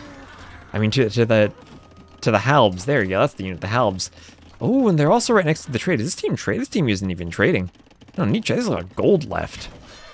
Oh, and what is this? The Halbs are looping around, and they have taken the score lead. They've taken the score lead. They are pulling ahead in score. Man, what an amazing game this has been. Now, the Halbs are pushing forward into the Savaras, into the skirms. And Halfnitze going for the castle. And the Mangu Halb. Might have helped Divine by killing the Overboomville count earlier. Man, let him add some trade in, but I think the trade is vulnerable now. And both passages are being pushed. What is this? There's an Onager cut over here and some Hussar raids. An Onager cut, okay, through the pond. The eco can be raided now. They're adding in trade.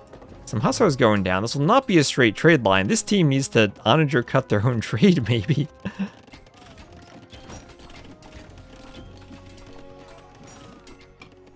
Trade in the back doing well as the skirms push. Oh yeah, that's right, green. No more castles, no more Mangudai. And also the trade now cut off. We can wall the halbs out, but that just means the trade gets funneled into a choke point. Like they're a bunch of chickens right into the halbs. Meanwhile, up here, there's a push from Grand Admiral Thrawn, and it looks like Blood is going to do it with a 3-1 comeback here in game number 7. I don't see any stopping this now. 2K score lead. Heavy Scorpion, a last-ditch Mangudai replacement effort against the Halbs, but still vulnerable to the Halfnitsa. Savara's needing to fall back. And I think this team did what they needed to do, something aggressive in the Castle Age before it got to this army composition stage where the Persians fall off compared to the Bohemians. But it wasn't quite enough despite all the damage they did to Grand Admiral Thrawn. Trade going down. Yellow has castles. Yellow can do trebs, can do Hussite wagons, can do petards. Green cannot. No Mangudai anymore. Alp still forward, chasing a scout here. Ooh. And there are the GGs. And with the comeback, Blood is victorious. Grand Admiral Thrawn and Rubbertub Dubs. Congratulations to them. 599 kills for the Bohemian player. And biggest eco for the Persians, no surprise there either. The only player who benefited from trade. Players added in market, but only one player with trade. A lot of relic gold too. But lots of damage in the Castle Age, but not quite enough. By going into Drill, Squirt, Hussar in that middle choke point. There were a lot of things that could have happened in that game. That was crazy. The entire set was crazy. Ooh, alright, so I'll give you guys the win on the scoreboard. What was that? That was Blood winning. Alright, so again, thank you again for playing those games and asking me to cast them. That was fun. So GG to both teams and congratulations to them. Ooh, well, my OBS stats are getting messed up when I bring it to my next monitor. Thanks, Windows 11. And can I get a big 11 in the chat from everyone? Because I upgraded to Windows 11, and so far it has indeed been a joke. Can I just get an 11 there? I'd appreciate that. Oh, StreamerBot still posts to YouTube, even though it doesn't pick up the YouTube chat. There you go. Thank you, everyone. Alright, so that's about it for me for today. Thank you, everyone, and as I said, for everyone who played in that, you can go check out the YouTube channel. I just live streamed it there, so the VOD will live on the live tab, so you can check that out whenever you want to if you missed anything. Best joke you've heard all day. So this is the story I have with Windows 10. My Bluetooth drivers do not work. Every time I turn my PC on, I need to reinstall my Bluetooth drivers. I have the installer on my desktop, so I double-click it and reinstall them every single time. But whenever I turn my PC off and turn it back on, they don't get turned on correctly. So to use any type of like wireless headphone or earbud, I need to reinstall them. It is frustrating. I don't know why it happens. And it's like multifold, both through my motherboard Bluetooth drivers, and I also have a USB dongle that works as a Bluetooth receiver. Neither of them work without reinstalling. So that's why I'm debugging. I'm making some updates behind the scenes to my OBS setup and Windows setup and everything. And yeah, for some reason, a streamer bot should have sent me my YouTube chat messages, but it didn't display them to me on Twitch. I don't think if I show the chat here, does it display them for you guys? No, it's just all Twitch chat. Try turning off fast startup in similar settings in the BIOS. That is what I saw while Googling around. I've never played around with that, so I'm not exactly sure what to do there, but I'm sure I'll find a solution at some point. Oh, and in the YouTube chat, thank you for the 11s too. A DISM repair. Work in IT, Windows 11 is driving you nuts. I've never heard of a DISM repair before.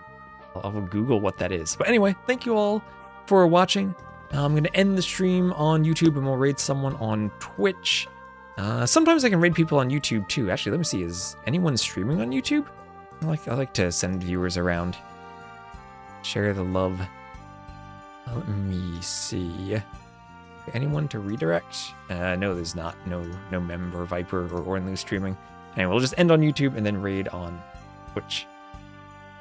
DISM repair and SFC. I need to learn what that is. I know how to program. I don't know how to IT. Anyway, see you later, YouTube.